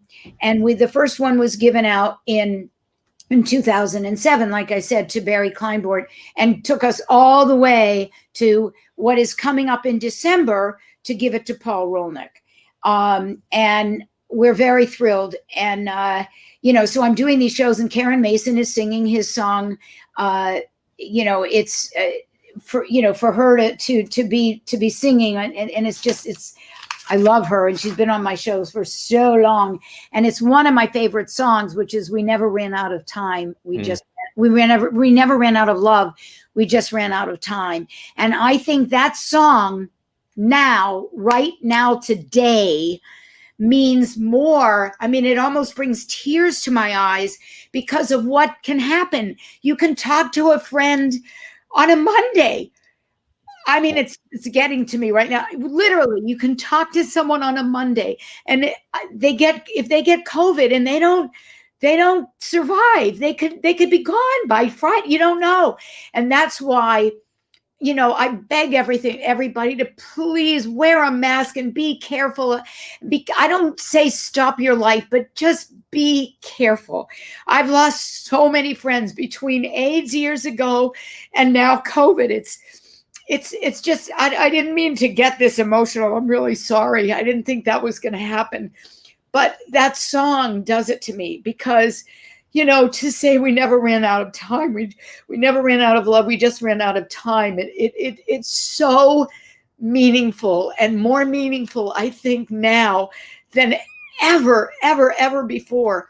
And that's why I thought, that this year it meant more than anything. And when I went to Michael Kirker with the approval of my committee, which consists of Barry Kleinbord, who won the first award, and said, that it's time for Paul to get this award, and I'm hoping that it can be on the, that Karen can sing it on the awards, because not every song gets sung, and not certainly every one of my songwriters gets, to have their song performed, but it's so meaningful and so beautiful, and I'm so proud of every one of those songwriters on that list there, and believe me, I wish I could give an award every month, because there's that many deserving songwriters. I don't have that much money to go along with every award, but I just can't believe some of the amazing talent that's come out of the cabaret scene, and that's, gone on to bigger things, David Friedman being one of them. Paul has had, songs being recorded by big country stars and stuff. I mean, all these people. But I like to play just a little part of their success. And I'm happy to do so. And luckily it comes, there's still money there. So there's a little bit of money that comes along. Oh, here, my cat's shown up. It must be dinner time. Uh-oh, everybody loves. Kitty cat. Everybody loves. This crowd loves pets, when children storm the room, and when you talk about food. So that was perfect timing. And who is that? Who do we have here? That's Harpo. He doesn't like to be on camera, though. The one that likes to be on camera is where's Chloe? Probably sleeping in the chair. But I used to have a cat that would go to the piano and sit next to whoever was playing the piano and cuddle up next to them. And the whole time that we would rehearse, the cat would sit there and next to the pianist. And while he played, whether it be Lanny Myers or Rod Housen or Ron Abel, it did not matter. My cat Tigger, who was a Bengal, loved music. Now, sometimes he made it a little hard to play, because sometimes he went into the piano and laid on the strings, which made it very hard for the pianist to play, because that's where the keys are connected For the strings. These cats don't like this. I don't know if they don't like them or they haven't discovered them yet. I'm not looking forward to them finding and discovering the strings. No. See, as soon as you put an animal on, you get all these smiles, and what a beauty. Juanita in South Africa gives you smiles. Hey, sweet kitty. Well, if Chloe were as good as Tigger was when she was called, but Tigger, if you called Tigger's name, he would be here. But Chloe's not so. She's okay, but I mean, she doesn't always listen. She's very independent. Independent, yeah, independent. You had mentioned that you usually don't tear up on anything online and all that, but I did say give me time. That's true. But this is just talking to you. It's beautiful. Yeah. No, you're really. You're heart centric, and your soul is in the right spot, and it's a beautiful, beautiful thing, and you care about people. And they're my high. We're in people businesses. We feed off the energy of others, and then we give it back tenfold. Totally. And that's why the audience is so important. And the thing is that, you get that in cabaret, you get that in theater. You don't get it in movies, because, you're constantly doing it over and you're doing it to a camera. but it's a different kind of a thing. And but I tell you, it's my passion. I just, I started to do this because I wanted to somehow help songwriters, both by a little bit of money and a little bit of recognition. And it's been really wonderful. It's been going on 15 years. This is the first year that we are not giving it out up at Lincoln Center. It started at the Allen Room, and now it's the Appel Room. And now this year it's virtual. Now maybe I don't know, maybe it'll reach more people because it's virtual, but it still there was something so wonderful about, that and also getting together. And it's how I've met a lot of other, songwriters and stuff, So, and, Mike Stoller, Lieber and Stoller, give an award, and there's Mike's son gives the award. Peter Stoller gives out the award every year. So we won't, and Jamie Bernstein, Leonard Bernstein's daughter gives out the award. And it's like, so there's all these either wives or children of the famous composers that are giving out the awards that you get to see and to it's the same thing as theater. And when you're going to the theater, and it's not even just seeing the play, right? It's the intermission, it's before, it's after, it's maybe the dinner before, the drinks after, it's all those things that go along with which give us so much vitality and gives New York so much vitality. It's the experience itself, the experience. Yeah, that's what it is. Totally. You really are amazing, and bless you. Sorry. I didn't think I was going to cry. I told you. It's happened to me many times before. It's we go deep sometimes. That's okay. It's a beautiful thing. It's like we don't really even have that much of an opportunity to do that anymore because, right. Even we don't even get to go to the movie theater. No. We get to watch movies on the screen, and it's, on a television screen or a video screen, but it's not the same as watching it on a great big screen in a movie theater. You can be moved, but not to the same degree, not at all. Right. And I'm grateful for the Zoom things, because without it, we'd have nothing. But it's not going to ever replace live entertainment. And I don't care whether it's in a cabaret or in a theater or in a concert hall. There is something so moving that does something to your head and your heart, and it just gives you a life and love that you cannot find virtually. Sorry, virtually, whatever, but it's the world. Give us our world back. We miss it. Yes. Terribly. Right. Absolutely. This was really beautiful, Jamie. Thank you. Well, Jim, it's so good to talk to you. I feel like we could talk for hours. We could put an extra pot of coffee on. This is just the warm up, folks. I know. I hope that you got a taste of the show, and you're welcome back anytime, my friend. And I'd love to come back. I hope the show certainly met whatever expectations you had, and that you enjoyed the time with me, as I certainly have with you, Jamie. Well, I totally did. And I saw Richard Maltby. Bye.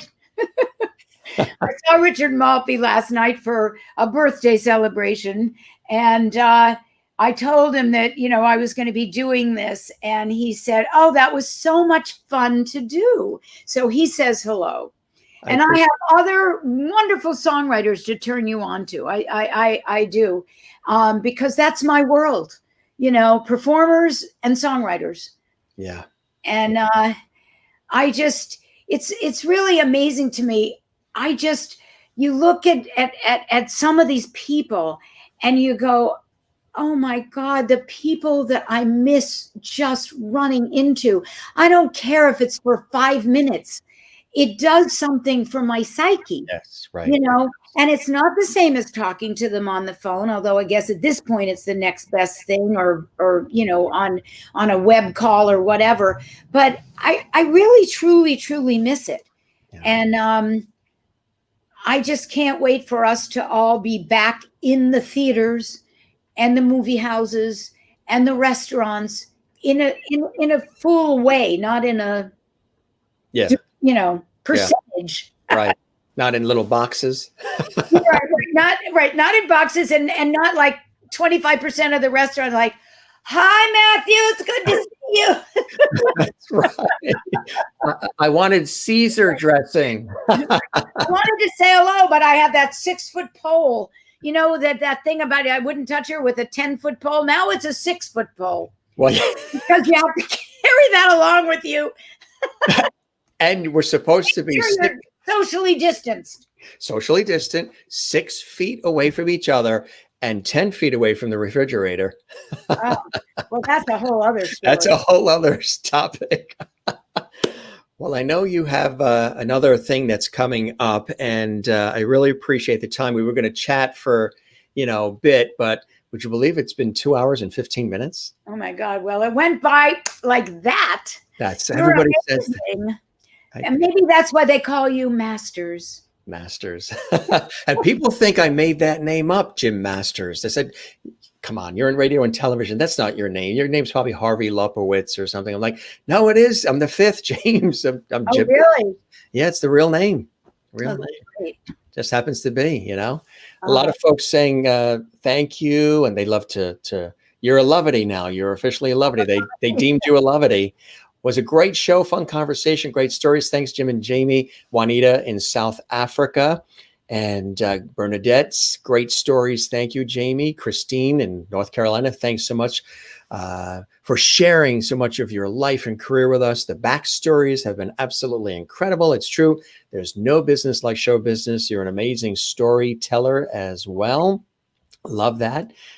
Time flies when you're having fun. All these hearts from Marsha Murphy Watson as well. And Bernadette's family is also missing the arts as well. And that's why, the arts obviously have to be funded and supported all the time, not just now during these times. And it is really the arts too that are getting people through. Oh yeah. This, Absolutely. And I honestly don't think that virtual shows are ever going to replace live theater. Sure. But at least it keeps us connected, and it keeps us going until we can have live theater again, and it's like we need it so much. I can't tell you how much theater has meant to me, both from being on the stage and in the audience. And I'm in the audience a lot more than I'm on the stage, by the way. It wasn't that way, but that wasn't the way I intended it to be. That wasn't the plan. It came out.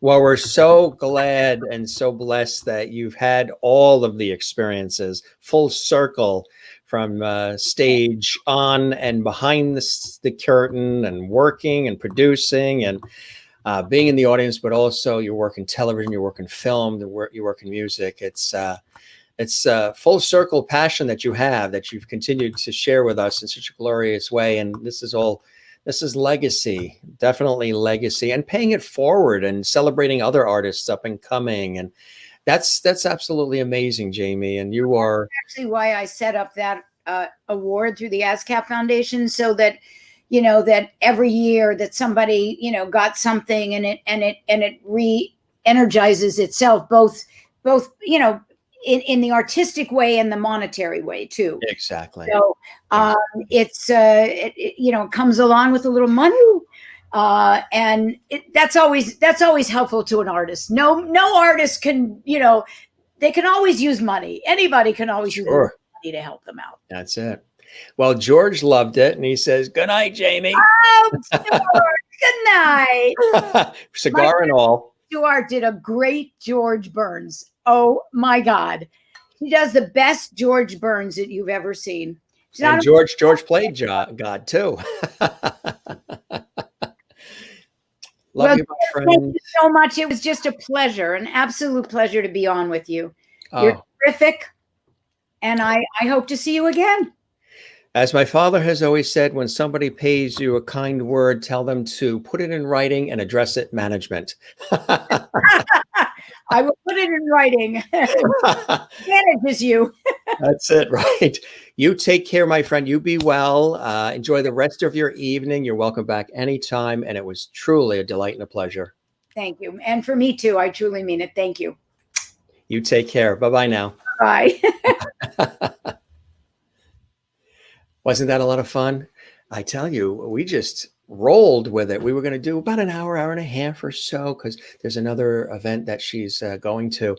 And this was terrific. I tell you, really, really, as much as Jamie gets so enthused and passionate about what she does and connecting and conversing, as many of you said, and a lot of the guests have said, and others that are in these industries that have been watching the Jim Master Show live, we're really bringing back the lost art of conversation and doing it in such a way that it seems to have a real authenticity and seems to be connecting with so many of you. And I really, really appreciate that. This was really a beautiful show. Jamie, again, is extraordinary, and it was brilliant having her as a very special guest, and hope to break bread soon. When we're able to do all of that, that would be truly amazing. Good night, all. Quietly enjoy today's show. Thank you, Marilyn. And Bernadette, thank you, Jim, for another entertaining show as well. You're very, very welcome. And thank you, Jim and Jamie, for a wonderful 2 hours. Wishing everyone a great night. You too, Jill, and thanks for joining us. And Jill, you can find all the episodes on our YouTube channel at Jim Masters TV. That's where we archive everything. This was a beautiful 150 shows for you. That's amazing. 150 shows. I can't believe that. I can't believe that. Thanks for being with us. That is real dedication. That is real dedication. And absolutely amazing. And well, everyone, I wish you a great evening. Francis, thanks for joining us as well. Beautifully said. And Kathleen, you as well. Stay safe. Be well, Jamie, as well. And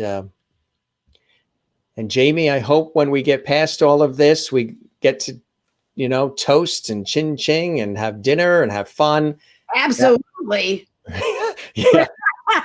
I forgot to mention that. I wanted to say that. Usually I like to say, I hope after, right, after all of this, we got a toast. Then we can shake hands. Yes. Don't have to wear a mask. Oh my God. We can high five instead of virtual. Which ever go outside of your door and you go, oh, my mask? Yes, all the time. You get in the car, start the car. It's like, oh, I can't go into Walgreens because I don't have the mask.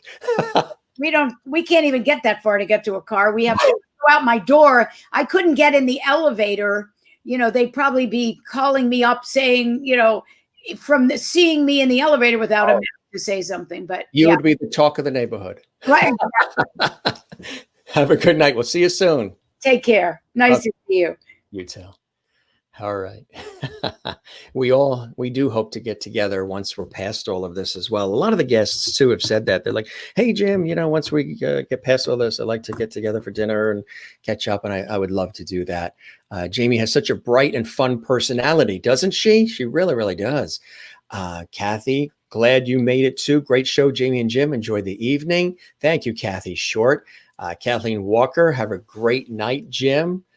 Let me show some of these as well. There you go. Kathleen Walker and Kathy Short and Marsha Murphy Watson and Bernadette as well. Yeah, that's the way we do it here. Everything, Jill's saying it was so spontaneous. Absolutely. That's why I love, like Jamie does, I love ad-libbing. I love just, there's structure and there's format to it, but I don't like to be constrained by that sometimes. When you have to, you have to. But I do like when it has a flow. I think it's much more alive and more authentic and real when you just let it flow, because certain beautiful things rise to the occasion and develop from that. as well, like we had on this episode and other episodes as well. So really terrific that happens. And thanks again for the kind words, Jill. And it was great. You too as well. Good stuff. And lovely show once more. Thanks, Jim. Good night, everyone. You too. You stay safe there in South Africa. And everybody, we thank you for joining us. As always, we say relax, take care. Take time for yourself. We always talk about that. Relax, breathe from the diaphragm, love one another, love yourself, and pay it forward. I know sometimes I have to read this too, to remind myself to relax too when the days get frenetic, crazy, and busy as well.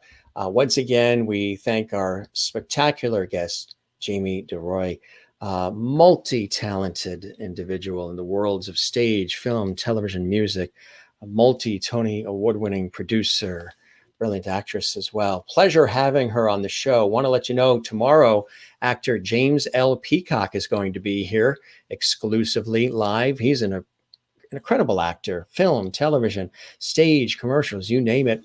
And as I mentioned on Wednesday, Glenn Scarpelli, who starred in One Day at a Time on CBS, the Norman Lear sitcom, there he is when he was on the cover of 16 magazine when One Day at a Time was on. And here he is today. We're going to have a great episode. That's this Wednesday. That's on our YouTube channel at Jim Masters TV. So make sure you check out the YouTube channel, Jim Masters TV. That episode's there on this Wednesday. That'll be 7 p.m. Eastern, 4 p.m. Pacific. And we'll be back tomorrow, 7 p.m. Eastern, 4 p.m. Pacific. Want to remind you, coming up on Sunday, multi-platinum winning record producer, music producer, songwriter, musician, the extraordinary Phil Coulter will be with us live from Ireland coming up on Sunday. That is at a special time, 3 p.m. Eastern, noon Pacific, 8 p.m. in Ireland, Scotland, and England. We're doing it earlier because he's in Ireland, so it'll be 8 p.m. in Ireland. He's going to be at the piano, and he's going to play for us and so much more. He sent me his autobiography, his memoir. It's phenomenal. And also his book of music and lyrics. He's going to be here as well. And so many more guests. Darren Holden from Riverdance and the High Kings is going to be with us in December. And so many more incredible guests. But more importantly, you and I are here. Don't forget to smile, everybody. Put a smile on somebody's face as well. Don't forget to share the lovity, like we always talk about here on the Jim Masters Show Live, and find your Zen place. Mine is always with loving family and friends, music, my work in television, radio, and more, cycling, tennis, and of course, living here on the coast, being by the ocean is always Zen for me. A couple more comments coming in here as well. Smiles from Willie in Holland. The maestro, thank you very much. Yes, I agree. You're talking about Phil Coulter. A really incredible show with such great stories. Good night, Jim and Lovelies. You too, Christine. Have a relaxing night. You as well. We love all of you. Continue to spread the word about our show. Tell everybody about the show. And we are here on YouTube at Jim Masters TV. If you haven't subscribed to the channel, we love that. Click the notification bell so you don't miss anything. And you can find me on YouTube, Facebook, Instagram, and Twitter, Periscope, and Twitch, all at Jim Masters TV. We thank you very much for joining us here on the program. Wonderful show. Francis says, I am very happy I tuned in this afternoon. I was surprised it was letting you know, Jim. I said it before, you are a super awesome and help me relax with everything going on. I hope you have a great night too. Thank you, Francis. I appreciate those beautiful words. And smiles from Jill Jason as well. Thanks, Jill. I appreciate that as well. Thanks to all of you watching all around the world, wherever you are. We appreciate you being with us. Our normal time is 7 p.m. Eastern, 4 p.m. Pacific. So we're back tomorrow, 7 p.m. Eastern, 4 p.m. Pacific. Check our Facebook page at Jim Masters TV and check our YouTube channel so you can keep abreast of upcoming guests and you can binge watch some 180 episodes of our series, the Jim Masters Show Live, Entertainment Lifestyle Talk Show series. Willie in Holland with her tulips says good night and good evening. And wherever you are, no matter what time of day it is. We thank you very much for joining us here on the show. We will be back tomorrow. We also thank our friends at LMG, Lankin Music Group, for their time and their attention and their love. We appreciate everything they do as well. Thank you very much, LMG, Lankin Music Group. And we thank all of you. Love you all. It's a blessing having you here. You be well. You take care. We will be here tomorrow, 7 p.m. Eastern, 4 p.m. Pacific on the Jim Masters Show Live. Bye-bye now. Hope you enjoyed the show, and we'll see you tomorrow. Take care. Bye-bye.